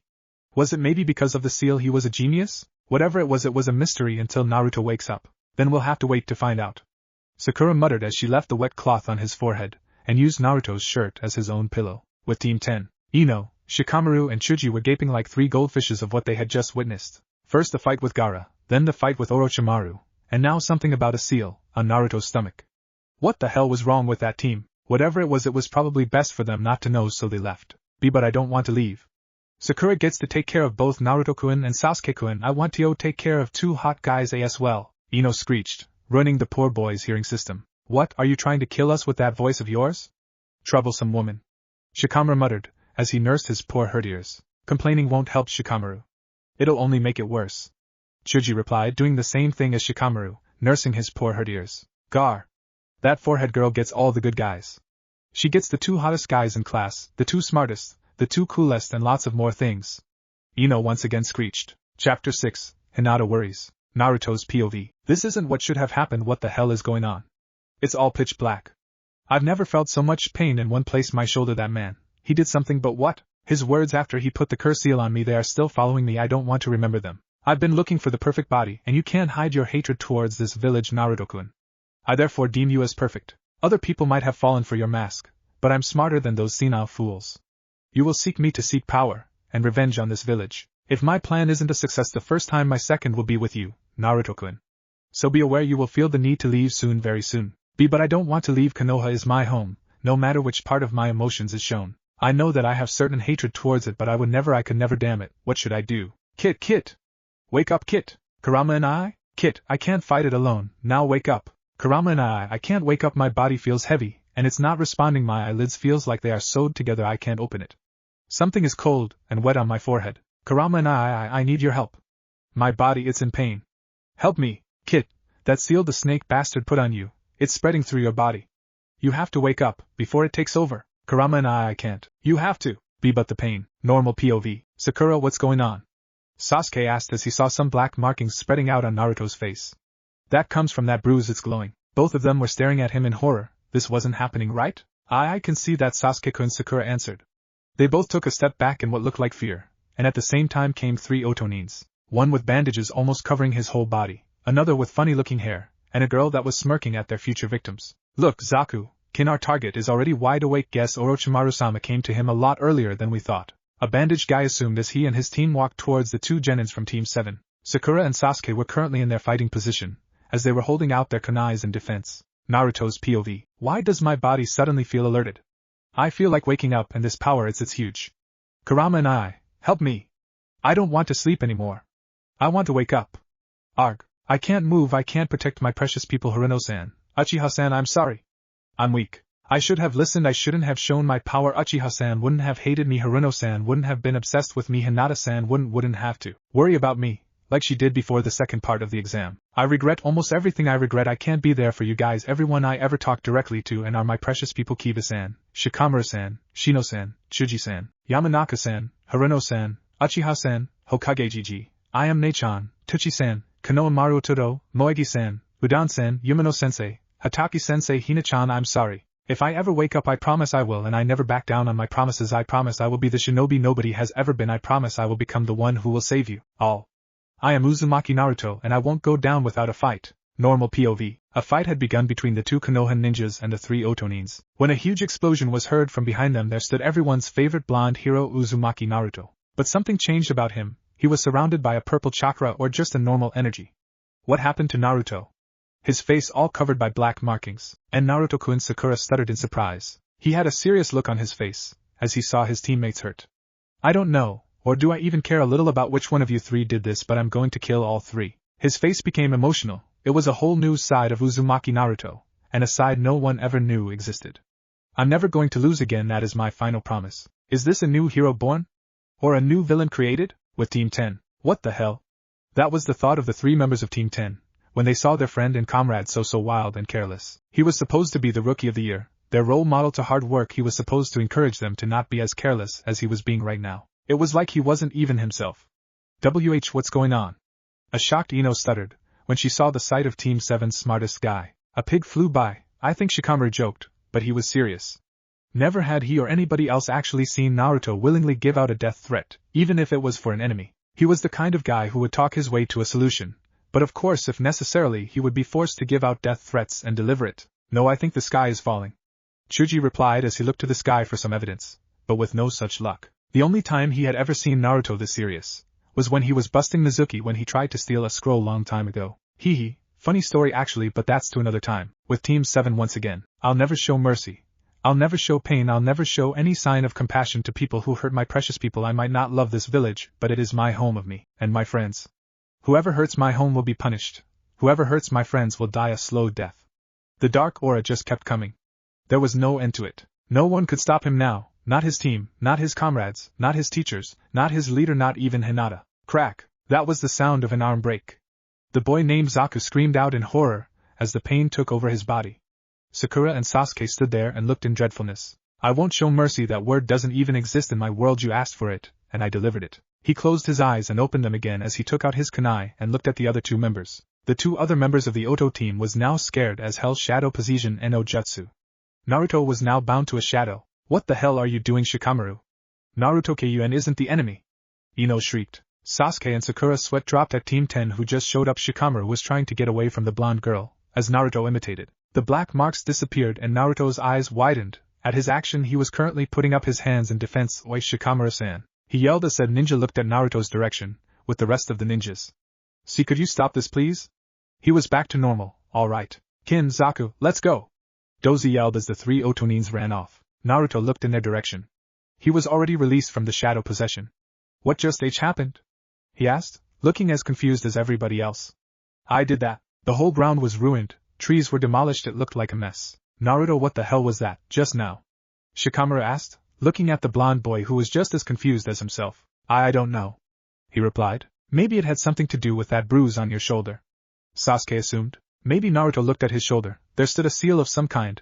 That's a seal, but I don't recognize it. It has got to be a seal outside the Uzumaki clan. The genins looked at him, confused, well except Sasuke. He had already been explained to about the Uzumaki clan. The Uzumaki clan was sealing masters, he explained as the genins made a no, sometime after. Well, we better get going. We don't want to be late to the tower, now would we? Naruto said as he smiled.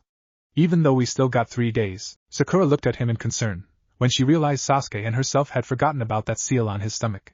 Naruto-kun, what is that seal on your stomach? Naruto froze. He did not expect that one to happen.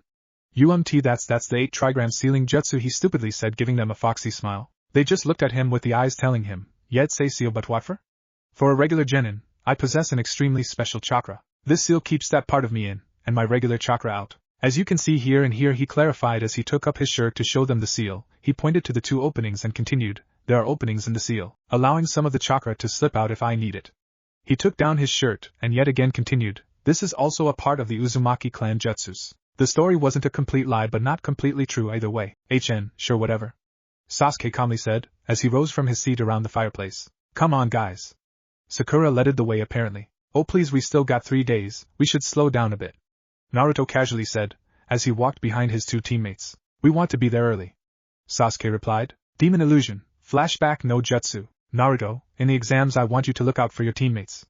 So I hereby announce you as the leader of this team, but only when you take the exams. Kakashi announced to Naruto. They met alone after Sakura and Sasuke left, when he had first pronounced the Chunin selection exam. Hataki-sensei, wouldn't it be better if Uchiha-san was the leader? He might be better than me, he replied with a smile on his face. Behind Kakashi were Asuma, Kurenai and Guy. He didn't really know them so he just ignored their presence, that was of course until the woman butted in. You're Uzumaki Naruto, am I right? She asked looking down on Naruto. Hi, that's me. You're taller than what Kakashi described you as. Kurenai looked over at Kakashi, who was currently reading his book. What is it, Kurenai-san? He gave her an eye smile, as she sighed at his stupidity. Kakashi, my youthful rival. I bet to you that my genius is better than yours. The guy in green spandex exclaimed, jumping on his so-called rival. I only took him with me because I wanted to tell him that he was team leader guy. You shouldn't make everything a game. Naruto chuckled at the adults, who were now glaring at him. He quickly looked away, whistling to the wind, but he knew why he was here, why Kakashi wanted him to be the leader. Demon Illusion, Kai, Uchiha-san, Haruno-san, I know we've already got the scrolls, but don't let your guard down for even 1 second, understood? The said 2 members of Team 7 nodded in unison, and continued on with their trip to the tower. They'd been walking for a while at the moment, but it felt like only minutes for Naruto. He couldn't wait to come to the tower. Are they all okay? He kept speculating about this, particularly one thing. Did one of his friends die? Were they hurt? Who was the bastard that had a dead wish and decided to hurt his friends? What was that strange seal on his shoulder? What's with that Gaara dude? What the hell was he going to do, if he ever had to explain about the seal again in front of everyone else? Would they believe him? Would Shikamaru figure it out? The thoughts kept running through his head, but only one kept being there. Are they really okay? Whatever happened to them, he would probably freak out. As strong as he was pretty weak when it came to his friends. He would do anything to see them safe. At the tower with Team 8. Do you think the pretty boys is going to make it, Shino? Kiba asked, with a small laughter. Yes. Shino bluntly replied. But they aren't even here yet, not fair. We were the first of the rookie 9 to be here, and you still believe that they are stronger than us? Kiba growled. Yes. Hinata giggled at his teammates' antics. I think they'll be here as soon. I hope, she blushed, looking out of a window. In the forest with Team 10. Chuji. A couple of dudes over here have passed out, leaving their scrolls an easy target, Shikamaru yelled out to his teammates, who were currently running towards him. In front of them were 2 ninjas with an almost open scroll, behind them a huge rock or something. Easy, it's the right scroll, troublesome joy. A/N. Remember the episode with the 2 ninjas opening their scroll outside the tower, and too early? Well, it's them, outside the tower with Team 7. We're here finally. Naruto yelled out to no one in particularly. He sounded tired. He should be, but geez, his teammates had less sleep than him. Let's just go, moron. Sasuke muttered, as he opened the door to the tower. Chapter 7, Hinata's hair. Naruto's POV. This is it, 3 days since we arrived to the tower. The examiners didn't let us meet the other competitors, so I didn't know who we were going to see in the finals. Sabaka-san's team is doomed to pass. Shikamaru-san and Chuji-san is a perfect team with or without Yamanaka-san, and I think they would pass as well. Kiba-san, Shino-san and Hinata-san, they're all 3 sensor types. They should be able to pass as well. That team with Hinata-san's relative, I don't remember their names, but I've heard he should be powerful. They must have passed. Uchiha-san, Haruno-san and I were walking down the corridor. I had a bad feeling about this. Whoever should have passed, I would win. We walked through the small gray door, and at the same time all the other teams walked in from other small gray doors. In the middle of the corridor, the 7 teams observed each other as time stood still. I narrowed my eyes when I saw Sabaka-san. He did the same as he looked at me. I was the first to move, with a serious expression on my face. After I walked past them all, I went for the huge gray door, at the end of the hall. When I looked back to see if my team was catching up, all the other teams followed in a row. We walking in, and the first thing I noticed was a huge sculpture hand formed in the ram's seal. There was a little scene where the Hokage, proctors and Jounin senseis were waiting with fully expectations for their team, and a stand where people could watch as an audience. Hataki-sensei was standing on the little scene. He was looking at me with anticipation, and a little hint of uneasiness. The other senseis have one of them in a Suna Jounin uniform. I guessed he was Gaara's sensei. Yohi-sensei, Sarutobi-sensei, Mato-sensei, another guy from Oto, wearing an Oto Jounin uniform. It looked a lot like Konoha's, but in black. It looked awesome. Midarashi-san and Marino-san was there as well. I looked at Hokage Gigi. He looked at us with a serious expression. I have to admit I was kind of scared. Hataki-sensei had for 2 days ago sealed away that seal on my shoulder. I noticed the seal he used was from the Uzumaki clan. Why did he even have a jutsu from my clan? I decided to give up on the fact. I could once again mold chakra without feeling like dying, so that was at least the good part. I looked at the competitors, as we walked into 7 straight lines. Every team had their own line, making us in a procedure using term 3x7, 21 participants. Yumino-sensei and other Chunins were there as well, with another guy who was coughing every other minute. First off, for the second test, congratulations for passing. Anko started. Hokage-sama will now explain the third test, so listen carefully. Hokage Gigi opened that mouth he loved to give lectures with, A/N, sound so wrong, straight face, for the coming third test. But before that, I would like to explain the true purpose of this exam. About the true purpose? I looked around and saw the other genins having a questionable look on their faces. Why do we have all the allied countries taking the exam together? I gasped softly at that sentence. Damn, what kind of genius am I? to promote friendship among the countries, to raise the level of shinobi. I don't want you to be confused about the true meaning. This exam is a replacement for war? Right, how stupid am I? A replacement for war amongst the allied countries? Yes, if you go back in time, the current allied countries were enemies that fought each other for who would rule. In order to prevent wasteful fighting, the stage that these countries chose for battle, I could feel that I was about to burst up scolding those people. That is the origins of this Chunin selection exam. Hokage Gigi finished. Everybody turned to look at me. If you were really allied countries, you wouldn't have to fight. Allied means peace. That peace should stay no matter who is strongest. If you can't trust each other, then why the hell get an alliance agreement? To give Genins the burden of fighting for our countries is too much. For me, this is an exam, not war. You can't trick us to do such a thing. I'm out. The people around me gasped. I don't want to do such a thing, so why the hell should I? I turned around but was stopped by the sound of Hataki-sensei. Naruto, enough. Hataki-sensei yelled. This is still an exam, but you are just fighting for your country's honor. Leaders of the countries will come and watch. If Konoha do well in the third exam, our client statistic will increase. Do you get it now? Oh well, I guess I'm not out anymore. I get it. I simply said. Yeah, but why? Kiba-san exclaimed. Why do we have to risk our lives in battle? Good question. A pregnant silence was eating us all up until Hokage Gigi decided to speak. The strength of the country is the strength of the village. The strength of the village is the strength of the shinobi. My eyes narrowed slightly, but that disappeared again. And the strength of a shinobi is born through a life-risking battle. This is a life-risking battle. With your life and prestige on the line. I don't care what it is, Sabaka-san calmly said, just hurry up and tell us what this life-risking battle entails. Yes, I'd like to explain the third test, but Hokage Gigi was interrupted by an actually and a cough. I looked at the man in curiosity. I honestly apologize, Hokage-sama. From here on as the referee, will you please allow me? Gekka-san asked. By all means, Hokage Gigi replied. Hello everyone, I'm Hate. Before the third test, there's a cough interrupted. Something I'd like you to do. I could almost feel people thinking, what is wrong with him, and is he sick? It's a preliminary for the third test, to decide who gets to participate in the main event. Preliminary? Haruno-san asked. Preliminary? What do you mean? Shikamaru-san asked, as well. Sensei, I don't understand this preliminary, but Haruno-san started. Why aren't all the people here allowed to participate in the next test? Because the first and second test may have been too easy this year. A loud cough interrupted. We have a bit too many people remaining according to the Chunin exam rules. We must have a preliminary, and reduce the number of participants for the third exam. Gekka-san stated. No way, Haruno-san muttered behind Uchiha-san and I. As Kakashi-san indicated earlier, there will be many guests at the third test. They will be placing bets, taking notes, and will also help deciding who is most suitable to become a Chunin. So the fights could take too long, and we're limited in time, Gekka-san explained. So anyway, those who are not feeling well, those who feel like quitting after these explanations, please come forward now, since we will be starting the preliminary immediately. What? Right now? Kiba-san exclaimed. Alright, I made a promise to myself that I would never lose again, not now, not ever. I mentally exclaimed. I'm going to quit. I heard a person say. I looked at him in shock. Yakushi-san? I questioned. It's okay. I'm too injured to fight right now, so I have no choice but to quit. Yakushi-san said slowly. Is that all of you? Gekka-san asked. Yakushi-san had already left the area, leaving 20 participants. I sighed. There was no one who was going to quit now, as I noticed. Good, then I guess we will start the preliminary. This preliminary will consist of a one-on-one fighting. You will basically fight as if it was a real-life confrontation. Since we now have exactly 20 entrants, we will conduct 10 matches and the winner advances to the third test. There is basically no rules. The fights will go on until one of you dies, admits defeat, or is knocked out. Gekka-san has been talking for a long time without coughing, but he coughed. If you don't want to die, then quickly acknowledge defeat. But when I announce that the winner has clearly been established, I'll jump in and stop the fight. He sighed. And the object that will be controlling your destiny is a scoreboard became visible. Is this electric scoreboard will show the matchups for each battle. Now this is sudden, but let's announce the first two names of the first fight. The board began to roll in names and I gasped when it stopped. Uchiha Sasuke vs Akato Yoroi. I turned my gaze to Uchiha-san, who was standing right behind me. Be careful, Uchiha-san, I said. You should think about yourself, Naruto.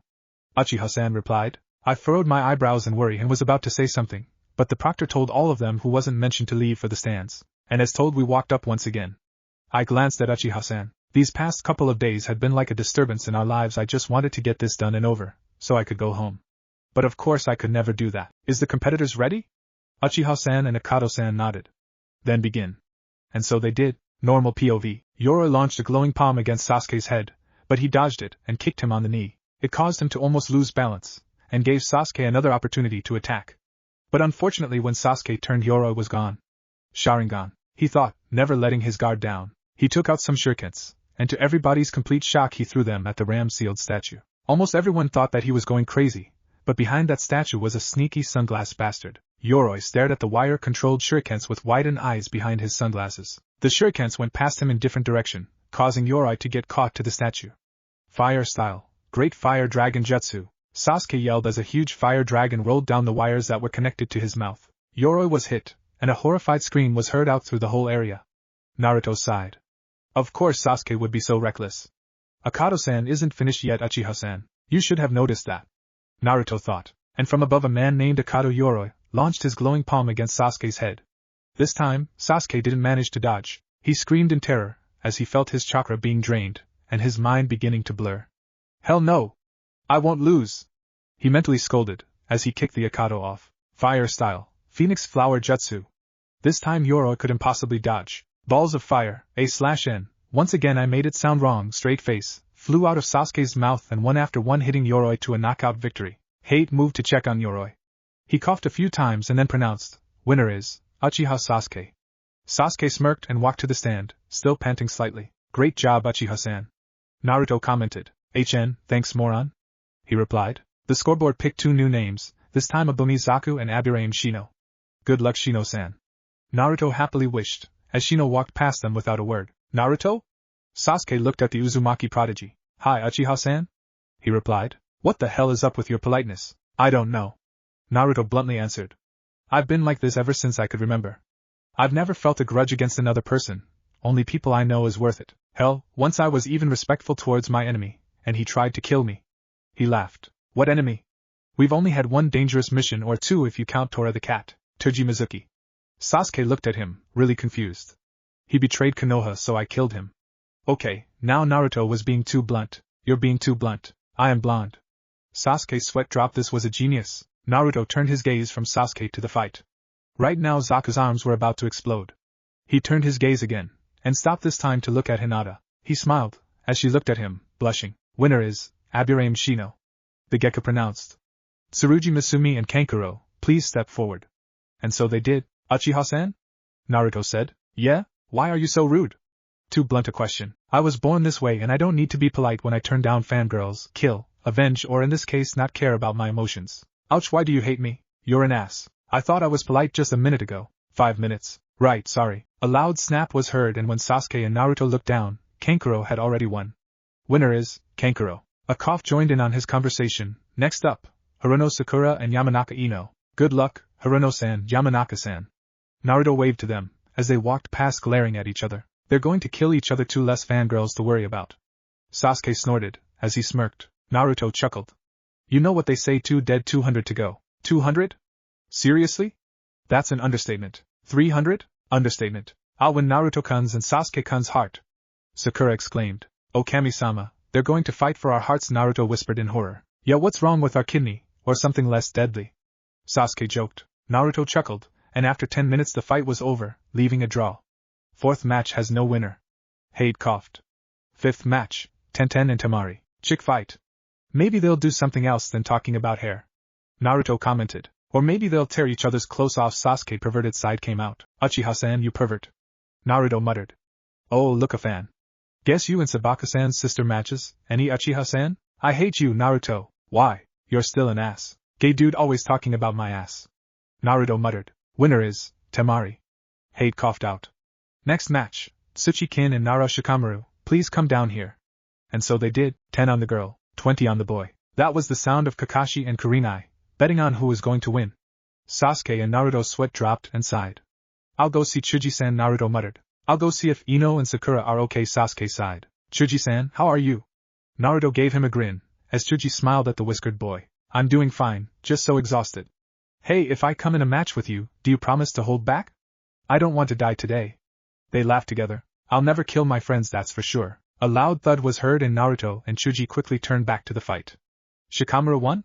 Winner is, Nara Shikamaru. A pregnant silence spread in the room until Shikamaru came with his characteristic word, troublesome. Match 7, Inuzuka Kiba and Uzumaki Naruto.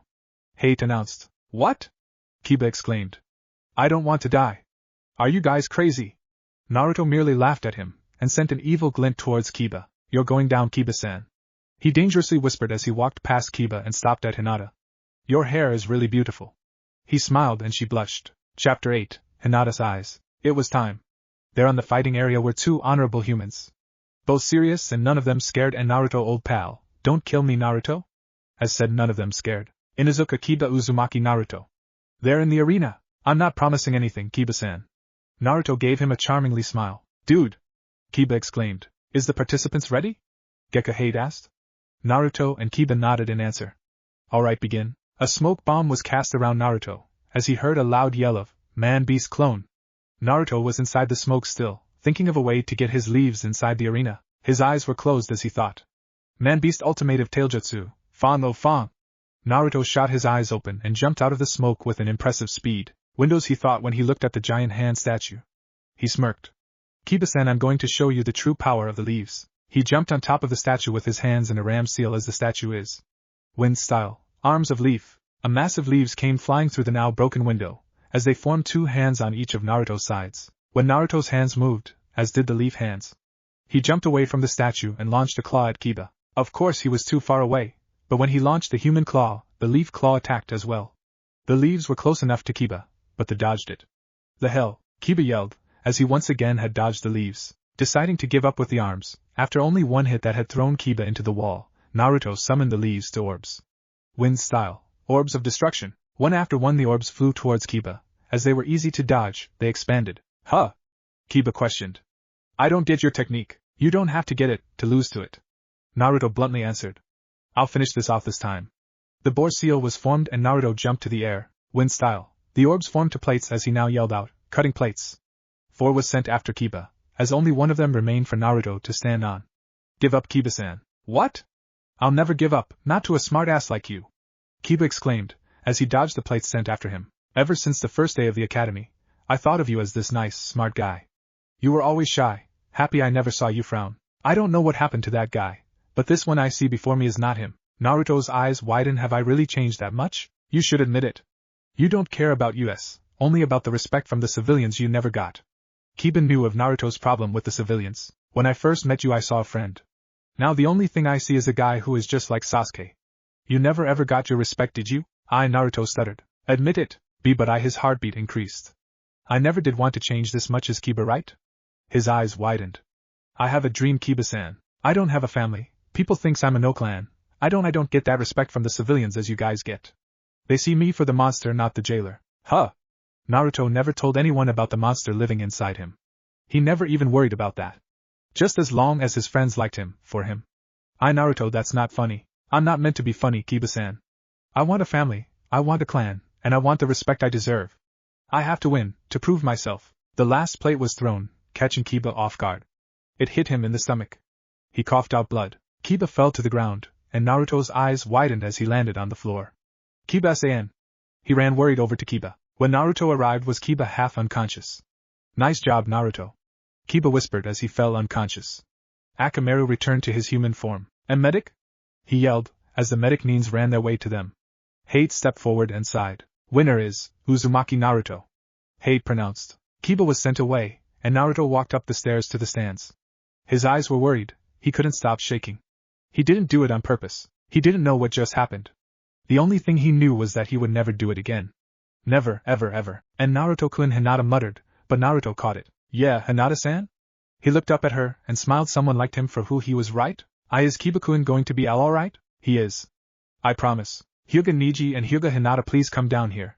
Hate announced down at the arena. Naruto's eyes widened. He looked at Hinata, who was shaking in fear, trying to get her breath to normal again. It was hard to do so. Hinata-san, take care. The hell was that? Naruto just said take care, might as well just tell her don't get yourself killed, weakling. I am going to be fine, she muttered and left for the arena, still shaking slightly. Hinata-san, he thought as he watched the start of the match. I never thought I'd be facing you, Hinata-sama. Neji started. Neji and I-san, Hinata muttered. Now begin the match. Hate proclaimed as he coughed. Before we begin the fight, I'd like to say something, Hinata-sama. Neji stated. You don't make a good shinobi, forfeit now. Naruto narrowed his eyes at this, as Hinata's eyes became wide. You are too kind, you wish only for harmony, and avoid conflicts, you agree with others, never resisting. He took a deep breath. And you have no confidence in yourself, I always feel your sense of inferiority, that's why I thought it would be best for you to remain a genin. I'll kill that guy. Naruto thought. But the Chunin exam can only be taken as a team of 3. You couldn't turn down your teammates' requests. Hinata was shaking with fear for her cousin, as he continued, and unwillingly entered. This is reality. Am I wrong? And no, she stuttered. I just wanted to change myself, do it myself. Naruto's eyes widened. Don't change yourself, I love you for who you are, he thought. Hinata-sama, as I thought you are a spoiled brat from the main house. People cannot change themselves. Neji exclaimed. Losers are losers, their personality and strength will not change. Because people cannot change, differences are born, expressions like elite and losers are created. Looks, brain, ability, size, personality, all people judge and judged in these values. That guy, Naruto threateningly thought. Based on these unchangeable factors, people discriminate and are discriminated against. And they suffer within their own means. Just like the fact that I am from the branch house and you're from the main house cannot be changed, Neji continued. That's it. Neji stepped over the line when he said all those things. Would you shut up, Hyuga? Everyone looked at Naruto in surprise. I don't care what you think of Hinata-san, but saying it out loud is too much. She can change. The future cannot be predicted, only made out of our actions. He exclaimed. Hinata-san, kick his ass. And Naruto-kun, she looked down, as she felt confidence working its way up. I will not lose. Naruto-kun would never give up Byakugan. Her confidence was at her maximum, and her eyes changed to something Naruto had never seen her do. Her eyes were almost shining, as the chakra veins on the side of her eyes kept on streaming. She looked absolutely beautiful, in Naruto's eyes. Am I a fanboy if I squeal? 'Cause that is awesome. Her eyes changed, they're more confident. Neji angrily thought, as he activated his Byakugan, both taking the Hyuga stance, as they stared at each other angrily. Neji and I'll fight you, and I won't run away, Hinata exclaimed, as they both launched their chakra-infested palms at each other, both blocking, dodging and attacking as blue chakra flew out of their palms. It was an amazing sight. 2 Hyugas, 1 winner who goes directly to the finals. Hinata got an opening on Neji, and hit him in the stomach with her palm. Neji watched it angrily, that the little Hyuga princess could actually land a hit on him. That girl, he thought as the veins got even more visible down his face. I won't hesitate to kill you, Hinata-sama. He whispered. Up in the stands, Naruto watched carefully when a thought hit him. Wasn't the branch family supposed to protect her main? Of course they were supposed to, but why didn't Neji? Why would he want to hurt Hinata of the main household? I'll have to fight him to get answer. Just at that same minute Hinata was hit, and she gasped in pain. She panted when she was pushed to the floor of the arena. But thought back. Naruto-kun, what would you have done? Demon illusion. Flashback no jutsu. Okay class, we are here at the Hokage monument to learn about the past Hokages. Now does any one of you know which clan the first Hokage came from? Irika asked his class with a smile on his face. It was his most successful class ever. Naruto quickly raised his hand as the only one, and Irika gave him permission to speak. The Senju clan. They were one of the founding clan of Konoha, also in my own clan known as distant relatives. Although there's only one Senju left, and that's Hokage Gigi's old student Senju Tsunade. She's known as one of the legendary 3 Sanins, alongside with Jiraiya-san and Orochimaru-san. Orochimaru-san went rogue a few years before the 4th was pronounced. Jiraiya-san was the 4th sensei and is now out traveling and writing books. Nobody knows what happened to Tsunade-san, but they know that she's alive. Very good Naruto. I would love to know how you knew about the 3 legendary Sanins. That's a topic we should be in on next week. When I first find out about something, I don't rest before I find it all. Naruto smiled. To never give up, that has always been Naruto's nindo. Demon illusion. Kai. I won't rest, she coughed some blood up. I won't rest before I will find my answers to why you hate me. She coughed once again and stood up. Because I'll never give in until I find it all. She smiled slightly. Naruto stared down in disbelief. Hinata ran to her opponent, and then time froze. Hinata-san, you should admit it. You don't care about us. Kiba's words kept playing games in his head. Admit it. Admit it. You were always shy. Happy I never saw you frown. Hinata-san. And then something unexpected happened. Naruto jumped out from the stands and down in front of Hinata and Neji, as he took Neji's finishing attack on his back. He gasped and pulled the pained girl into an embrace and kissed her. Everyone around them stared in shock and disbelief. Never would they expect Naruto to jump out and do something as reckless as that, not to mention that he was now lip-locking with the shy girl, and as expected she fainted. This way, she won't feel the pain, Naruto thought as he looked down on the fainted girl in his arms. Ard, my back hurts. The medic means ran their way to Hinata and Naruto. They took Hinata out of his arms, as he almost pouted. He was just sulking. Naruto turned around and glared at the branch member. Hyuga-san, his glare turned stronger. I know that you're probably a genius, but your fate is decided. I heard from your friends when you were fighting your battle that you wish to become Hokage. You might be as smart as the 4th Hokage your age, but you'll never achieve your dream. Fate cannot be changed, no matter how much you try. Neji proclaimed. The world isn't built on fate. It's built on living people. By how many steps we take, how many words we say, Our world and future is built on our actions. Naruto started as he covered his eyes with his bangs. You say you cannot change fate. No matter how much you try, it looks like you were trying to prove yourself wrong when you almost killed Hinata-san. If I hadn't stepped in, you would have with greatest possibility killed her. Are you happy about that? Are you happy that you almost killed a part of your family? Neji closed his eyes and walked away. Walking away is the same as running away. Coward. Neji turned to glare at Naruto for his comment. When I fight you, I promise to win, and when that happened you would die trying. Neji finished. I'll kill that guy. Naruto thought as he transported through leaves up to the stand. Naruto? Naruto looked up to find his sensei. How was the kiss?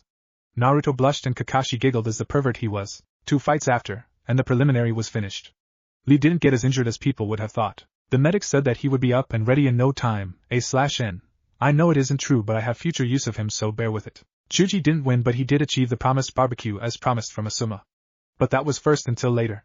Right now, the opponents for the final exam had to be found. Now tell me the numbers.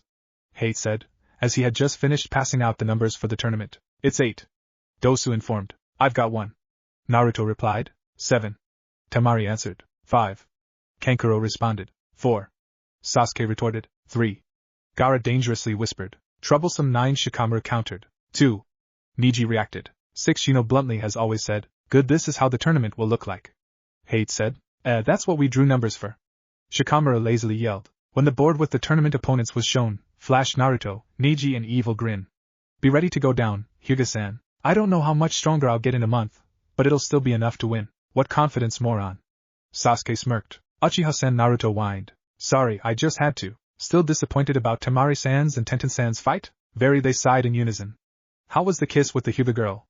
Naruto blushed and looked away. For some reason the 2 boys were walking out of the arena, without even thinking about hearing the rest of the tournament questions. That good? Shut up, Uchiha-san. Would it piss you off if I kiss her? If you even touch her, I'll castrate you with a spoon. No, wait, I'll rip your arms and legs off and then castrate you with a spoon. Naruto yelled in anger. Geez, chillax, Naruto. Sasuke snickered. No, I'm serious. Naruto flashed him a foxy evil grin. I'll shove that spoon down your throat, moron. No, I've already ripped your arms and legs off. I'll headbutt it in your throat. Arg, that must hurt. Back with Shino and Shikamaru. When did they become best friends? Shikamaru asked. My best friend is Kiba, yours is Chuji. Teammates get very close on missions. Why? Because they have to share tent. Shino replied. There's nothing worse than to share a tent with 2 dogs. There's only 1 dog on your team. You would think that. Back once again with Naruto and Sasuke. Why did you kiss her? To make her faint, because it is so cute?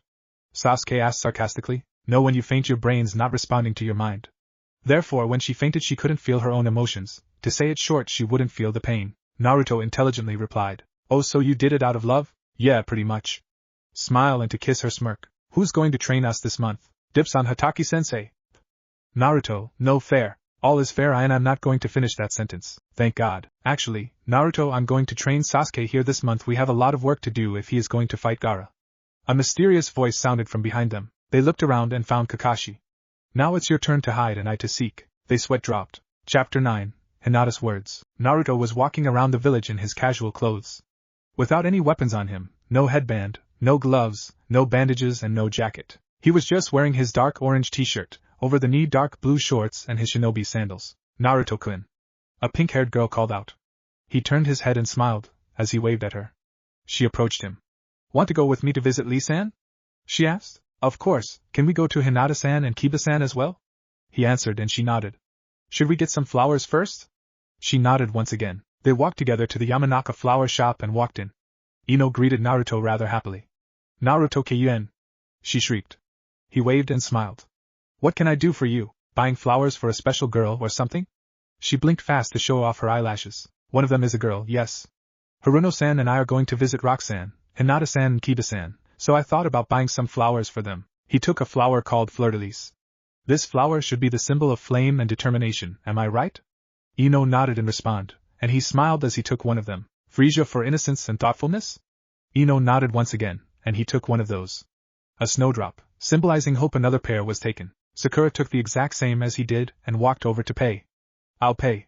He offered. What, no? I can pay. She quickly stated. It's alright, I can do it. And so he did. See you, Yamanaka-san. He waved as he walked out with Sakura. They walked together to the hospital, but stopped at the receptionist. We're here to visit Lee-san, Hinata-san and Kiba, Sakura informed the receptionist, and she nodded as she told her the room numbers. They walked first off to Lee's room. Naruto knocked on the door, and when there was no answer, he just opened it. "Roxanne, are you awake?" he asked, but saw that there was no one there. Where is he?" he stuttered. 589-590 A sound came from outside.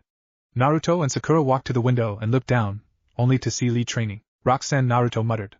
"Come on, Haruno-san," he demanded as they both jumped out of the window, and down to Lee. "Roxanne, I've got to say that I admire you right now." Lee stopped counting on 596. "Why you do?" he asked in disbelief. Naruto nodded in response, and took out the fleur-de-lis.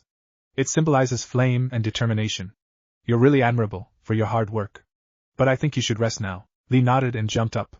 "I'll be out in about 2 days. I'll be there to see your fight in a month," he reassured. "Great, I want you to see when I smash Hyuga-san's face in." Naruto laughed. "Naruto-kun, shouldn't you be training, by the way?" Sakura asked. "I should be, but I don't have a sensei yet. After this, I'll be going to the hot springs to relax a little, then I'll find a sensei," he replied. 10 minutes into the visit, and they were done there. "Thank you for the visit, Naruto-kun, Sakura-san," Lee said as he smiled at his two friends. "You're welcome, Roxanne," Naruto replied. "Anytime, Lee-san." She smiled. "Next stop, Kiba-san," Naruto proclaimed, and they waved goodbye to Lee. At the door to Kiba's room they heard a loud, "Come on, Akamaru, we'll fong the doctor's ass." A boy yelled, "Inuzuka-san, please sit still, this is only a shot, it won't hurt at all." Another voice proclaimed. Naruto and Sakura's sweat dropped as they opened the door. Kiba was currently standing on his bed, with the nurse who he assumed was a doctor trying to calm him down, to give him the shot. "It didn't work, go away. I'll never let you give me that shot," he yelled. "Why does he even need a shot?" Sakura asked. "Painkillers maybe," Naruto replied. "But he looks all better," she trailed off when Kiba joined their conversation. "Say that to her." "Oh hey Naruto, buddy, Sakura girl." He smiled and waved at them. Akamaru yapped in greetings, and Naruto and Sakura gave Kiba the flowers. The visit continued for like 10 minutes again, when they had to leave because of the nurse that had to give him his shot. Of course Kiba growled in protest, and began throwing out 40 insults he could think of on the spot. Now to Hinata-san's room. "Any Naruto-kun, are you nervous of how she will react?" Sakura asked, as she blushed. "I am, of course." He was nervous. "Oh, of course I'm nervous," he stuttered out. They were walking towards Hinata's room, when they stopped on the track. "I'm kind of thirsty, I'll go get us something to drink," he offered, and she nodded. They went down to the cafeteria to buy something to drink, and take a little break from the boring hospital room. "What do you want?" he asked her, when they reached the cafeteria. "I'll just have some green tea," she replied, and smiled. They went up to order the drinks. "Haruno-san, could you go find us a table or something?" he asked. "2 green tea, please." Sakura had already found them a table. She didn't really know why they had to stop right now. She guessed that he probably wanted to talk about his Hinata problem. She sighed. He came over to her with 2 objects in his hands, and she smiled. "I guess you want to talk about it," she assumed. "I want to talk about what?" He did his best on not to sound too nervous. "Do you want to talk about your Hinata situation?" It's just, is it normal to be afraid of rejection?" he hesitantly asked. She furrowed her eyebrows. "Naruto-kun, it's normal for everyone to be afraid of rejection. In your case, you're afraid of her reaction to the kiss, am I right?" He nodded and responded. "Then you'll have to suck it up, and be a man." "Too blunt." That was too blunt, an answer, he replied. "Get over it." Sakura gave him her innocent eyes, as he sighed in depression. "Oh come on, don't be like that. Soon you'll be fighting that Neji guy, and you're going to win because you are Uzumaki, Naruto-kun." A giggle interrupted them, and they looked to find Ino and Shikamaru. "Hey guys." Sakura smiled. "Ah, Shikamaru-san, Yamanaka-san, what a pleasant surprise," Naruto politely stated. "Pleasant my ass. They totally interrupted our moment together." Inner Sakura screamed. "Naruto-kun, forehead girl, what are you guys doing here?" Ino asked innocently. "I should be asking that to you, Ino pig. We're here to visit Lee-san, Hinata-san and Kiba like I told you this morning, idiot," Sakura replied. "I mean, come on, we bought some flowers from you too, forehead," Ino hissed. "I know, pig," Sakura glared. "Troublesome women," Shikamaru muttered, as he sighed in unison with Naruto. "Naruto, you guys still have flowers left. Who didn't you guys visit yet?" He smirked when he saw his blush. "Hinata any?" Naruto sighed. "That obvious? I just needed some time to talk," he muttered. "Why, women are just troublesome." Ino and Sakura glared at Shikamaru, at his statement.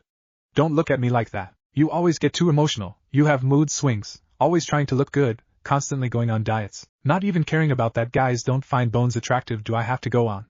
Troublesome, I had to say all that. Troublesome women," Naruto chuckled. "As a kunoichi you shouldn't go on diets. All the calories you take from food, easily wore off, by all the training. The calories that you don't train off, keeps you alive for most parts." He smiled at the two girls. Naruto-kun, you're so smart. Ino said, sparkling. I know, pig. Don't hit on him, he just kissed Hinata-san. Sakura shouted, and Naruto blushed. About that, why are you guys here? He asked. Here to visit Chuji. He overate at the barbecue shop, and now we're here to visit him. We even brought some fruits just to tease him. Shikamaru replied. Well, we better get going, Harino-san, we still have one visit left. Naruto said. It's weird I haven't been in contact with Kurama and I in a long period of time, he thought. Kurama and I? Kurama and I-san? Kurama, wake the hell up. He decided to leave the matter for another time. Naruto and Sakura left Shikamaru and Ino, and walked towards Hinata's room. Naruto was taking heavy breaths as they walked. Sakura noticed this and tried to comfort him all the way to Hinata. When they finally was at the door to Hinata's room, his breathing became heavier and heavier. I don't think I can do this, he muttered. Suck it up, chicken. Sakura teased. But, Hinata-san. Sakura interrupted as she walked into the room without knocking. Oh, Shino, Kiba? She repeated. What are you doing here? Shouldn't you be in bed? Ha! Like Naruto is so strong to have me bound to a bed. Ha ha ha. Never, he determinedly said. It took you your time to come over. He looked at Naruto, who looked nervous. Here you go, Hinata-san, 2 freesias. Sakura took the freesia out of Naruto's hand, and sat it in the vase, where others had come to put their flowers for her. Now, how are you, Hinata-san? I am fine, thank you, Sakura-san. She stuttered, and Naruto's heart began to beat faster. Their eyes met and Shino noticed this. Kiba, Sakura, maybe we should let them be for a while, he suggested. Good idea. Sakura agreed. You're the man, Shino, Kiba quickly said. Akamaru barked in agreement. They walked out of the room, leaving the 2 konoha to be. Naruto stuttered. I know why you kissed me, Naruto-kun. She silently informed. Why you do? His eyes widened. Maybe it was time. Why yeah. His heartbeat became faster and faster. It was for me, not to feel the pain. His heartbeat stopped going fast at that. Was she really that dense? Or maybe she didn't want it to be out of love, and I thank you for that, Naruto-kun. But shouldn't you be out training? She asked. Oh why yeah, he was purposely sad about the fact that she didn't know what that kiss also meant, but he just shrugged it off. He had a match to win, and train he should. I'll be fighting Hyuga-san in the first match. I've always wanted to go up against a noble clan. Well, other than the Uchihas. He smiled at her. I have to go. See you, Hinata-san. He left the room. How did it go? Did you kiss again? Kya, you did, didn't you? Sakura went fangirlishly. Naruto looked away, with a frown on his face. No, you can go in now. I have to find a sensei to train me. His saddened face said it all. The conversation didn't go that well. I have to find a sensei, but first, some time to relax. To the hot springs. And to the hot springs he went. He walked into the hot springs and looked at the hot steaming water. He sighed. I'll have to talk to Hokage Gigi after this. I can't contact Kurama and I. Maybe it has something to do with that seal the snake bastard put on me. This is so troublesome. He stopped his thinking for a moment. I sound like Shikamaru-san. Suddenly, Naruto heard a perverted giggle, and he looked for the source. Walking over to the source, he found a man with white, long hair, tied in a ponytail. Excuse me, Aji-san, Naruto started, but the man just ignored him. Aji-san, no reply. He looked around and found a tree full of so many lovely leaves, wind-style, slicing leaves. The leaves individually began to spin really fast, as shurikens and aimed themselves for the pervert. The pervert finally looked around, only to see 3 leaves coming at him. Garg! He yelled out, as he dodged the 3 leaves. What the hell was that for a brat? He pointed accusingly at Naruto, who just looked dumbfounded on the man. Aji-san, you should have more respect for women. Naruto bluntly said. You're too blunt, brat. So I've heard. Who are you, brat? You have an interesting ability. The peeping Tom asked. Uzumaki Naruto. And you are? You don't know who I am? I'll take the short version. I am the greatest of all, the Toad Sannin, one of the legendary 3, Jiraiya-sama. He yelled out. Jiraiya-san, I didn't imagine you as a pervert. I'm no pervert. Naruto looked wondering at him. I'm a super pervert. He face faulted. Did he just admit to be a pervert? Sorry, super pervert? Naruto shrugged it off. This is a great opportunity. I could get trained by one of the 3 legendary Sannins. He smiled at Jiraiya. Jiraiya-san, I'm looking for a person who can train me for the Chunin finals. I'm up against a prodigy, so I could use some help.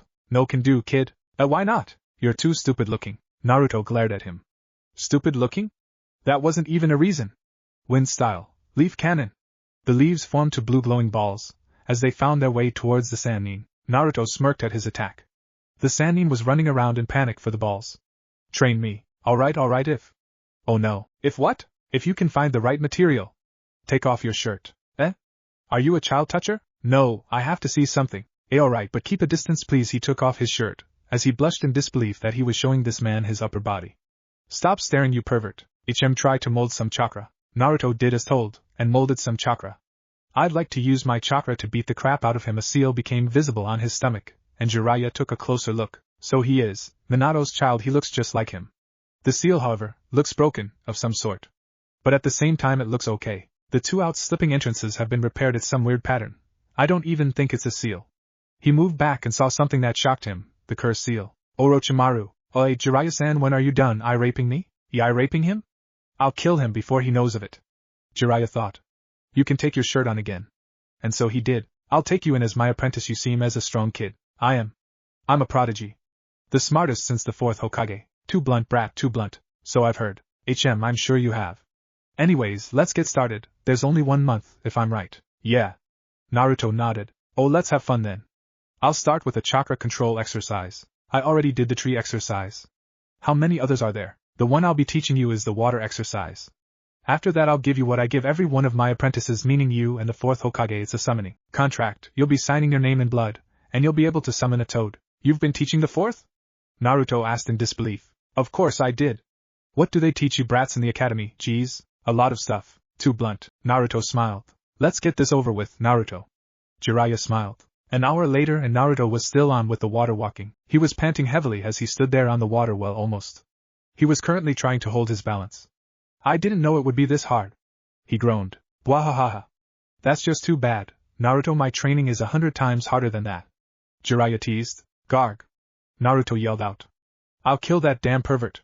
I won't let him live, not today, not ever. Chapter 10, Hinata's family. There in the hot springs, a boy, blonde hair, blue eyes, wearing casual clothes, even though he's a ninja.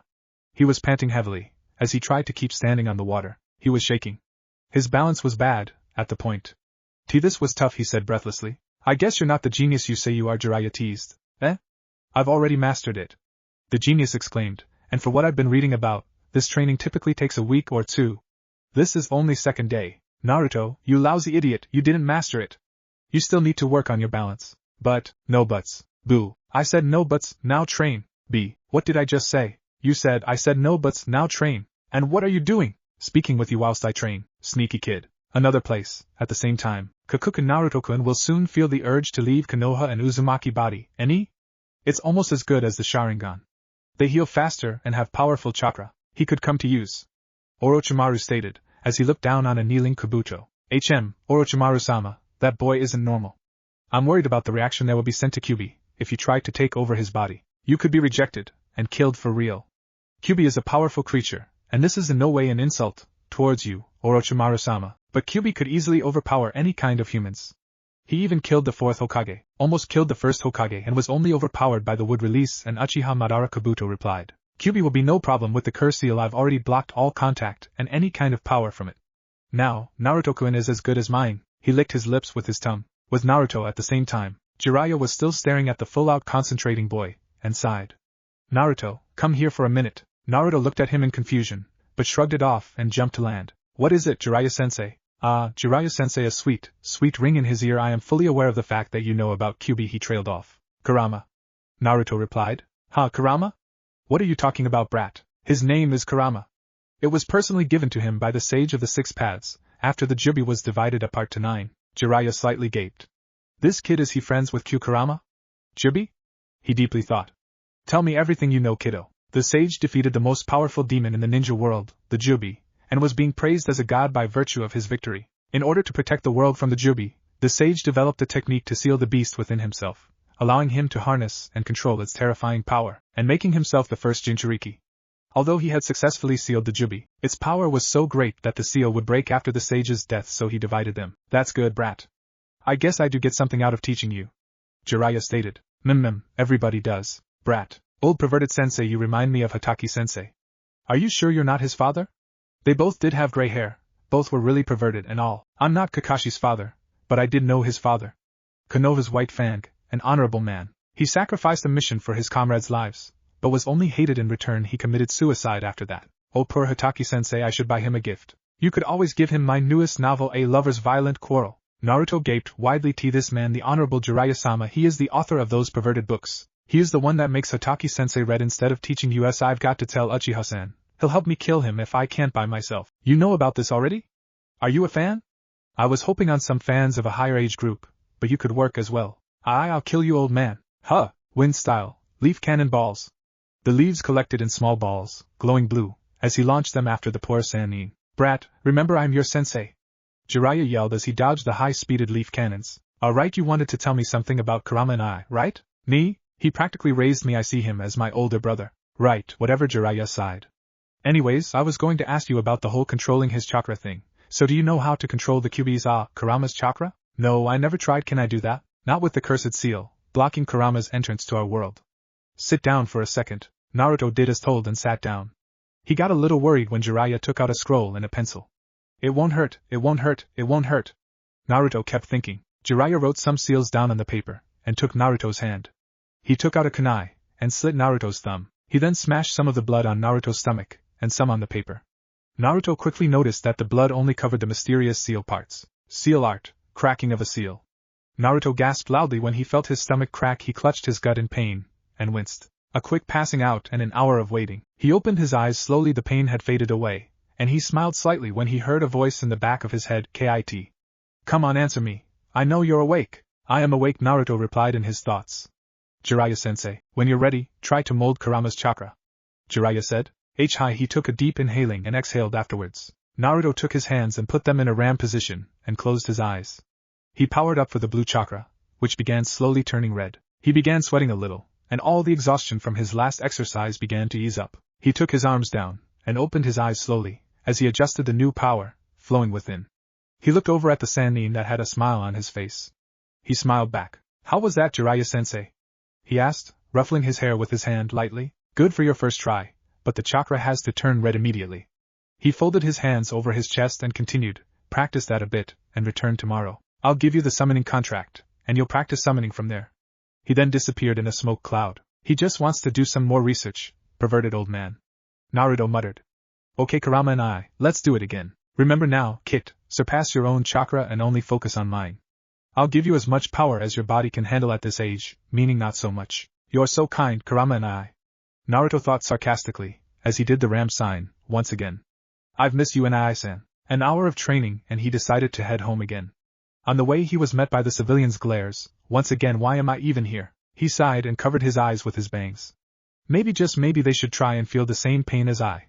To understand the pain I feel, better go buy some groceries. He walked into the nearby grocery market, and was met by a smile from the store owner. Maybe this is why I'm still in Konoha. People I want to protect are here. People who respect me as the human sacrifice, and not Kurama himself. He smiled to himself, as he walked in with a basket in his hands. As he walked down the aisle in the fruit and green section, he suddenly bumped into someone. Guess who?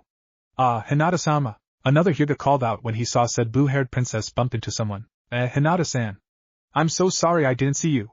Naruto apologized. He looked over at the dropped groceries, and sighed. He took out his free hand to help Hinata, who just stared dumbfounded at him. She took his hand, and he pulled her up. It's alright, and Naruto-kun. I didn't see you either. Hinata awkwardly replied. Hinata-sama, are you alright? A male Hyuga, supposedly from the branch, asked. I'm alright, Takuma. This is my friend, Uzumaki. Naruto-kun, Hinata said. Naruto-kun, I've heard a lot about you, not only from Hinata-sama, but also the elders as well. I'm Hyuga Takuma. You dropped your stuff? He quickly said with a smile. Yeah? I've just been out training with Jiraiya-sensei, so I'm pretty exhausted, sorry again. Naruto scratched the back of his head, cheekily. Jiraiya-sama is back? I didn't know. The older Hyuga, I didn't even know he was training anyone lately. No, Takuma, we should probably find that salad soon, Hinata interrupted. And I should pick up my stuff. They already broke the 5 seconds rule. Naruto chuckled as he bent down to pick up his vegetables. I'll see you soon, Hinata-san. Good luck with your training. And she disappeared quickly. When did she even get out of the hospital? Naruto thought. I visited her just this morning. He brought the stuff and left the store to head home. Before he could rest, he made a quick, but huge meal and went to bed for the day. Next morning he woke up with a headache, but shrugged it off and got dressed in his usual ninja attire. Naruto walked down the street to meet up with Jiraiya. As he walked, he began thinking again, is it really worth it? To be here just because of my precious people? He spotted Jiraiya leaning up against the wall. He seemed to be waiting for him, and really impatiently. Great, now we can start training. Come with me, Naruto. Jiraiya ordered. They walked in a long time before Naruto suddenly stopped. Roxanne? Huh? Naruto-kun.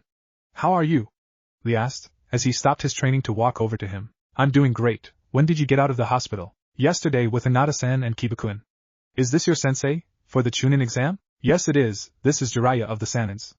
Jiraiya-sensei, this is Rock Lee. Is he in the Chunin exam finals as well? Jiraiya asked. No, I lost in the preliminaries. Lee answered. Oh, that's sad. It is. After a quick goodbye they went to the waterfall of Konoha, but because of some girls bathing there, they had to take the smaller lake beside the waterfall. Okay Naruto. What I'm about to give is what I give almost every student of mine. The contract of the toads. This is a gift you should value in your life. I'm sure you already know about the function summoning, so I'm not going to explain that. He went through a couple of seals, before he yelled out, summoning jutsu. A poof of smoke, and a large frog appeared under Jiraiya, with a scroll in his mouth. The toad stretched his tongue out to Naruto, and dropped the scroll in front of him. Sign your name with blood and leave a print. Naruto did as told, and wrote down his name, and left a print. Now the seals are, boar, dog, bird, monkey, ram. Now try. And again Naruto did as told and went through the hand seals, with blood streaming out of his right thumb. Per thumb, it's second time in 2 days it gets cut up per thumb. He slammed his hand to the stony ground. Summoning jutsu, a poof of smoke, and out came a toad. That's good for a start, but try focus on something slightly bigger. It was a little cute toady. Suddenly an idea popped to mind, and Naruto grinned widely. Kurama and I, could you lend me some chakra? He asked, never dropping his huge grin. Careful kid, I'm only kind once a week, but sure you can lend some. Alright thanks. He began molding the chakra. Boar, dog, bird, monkey, ram. He slammed his hand down at the ground, once again. Summoning jutsu, a huge toad came out under Naruto, as he landed on the head of the creature. The toad was as huge as the mountains, and was wearing a coat, and smoking on a pipe. Jiraiya, what do you want? The toad asked. Ah, Gamabunta. Brat. You have a bad taste in toads to summon. Jiraiya yelled, and said Brat whined, you're never satisfied. Naruto yelled back. I said bigger, not enormous. Shut up, stupid pervert. You got something bigger, be happy with that. Jiraiya, who is the brat on my head? Why does everybody feel like calling me a brat? I'm the most mature one of the rookie 9. Naruto whined once again. Because you summoned that the boss. Jiraiya answered. Oh hey boss, what's up? I'm Uzumaki Naruto, and I summoned you. Naruto said with a smile, as he jumped down in front of Gamabunta's eyes. Minato's brat, any? Gamabunta thought. I'm the great Gamabunta, the boss of the toads. You may call me your kami. You know I have a toad wallet. I've named Gamachan. How do you like it? Naruto smirked. It's pink, A/N, in Gamachan's first appearance. It is pink and not green, so I'm taking it from there. Sorry Jiraiya, I don't approve of this brat. I'll probably kill him too soon. Gamabunta admitted. What, if Naruto Uzumaki clan prodigy Konoha? And thanks for watching my video till the end. If you enjoyed this content, then do consider subscribing to my channel. And leave a like if you guys need the next part. Comment down, and thanks for watching the video, and see you guys in the next video.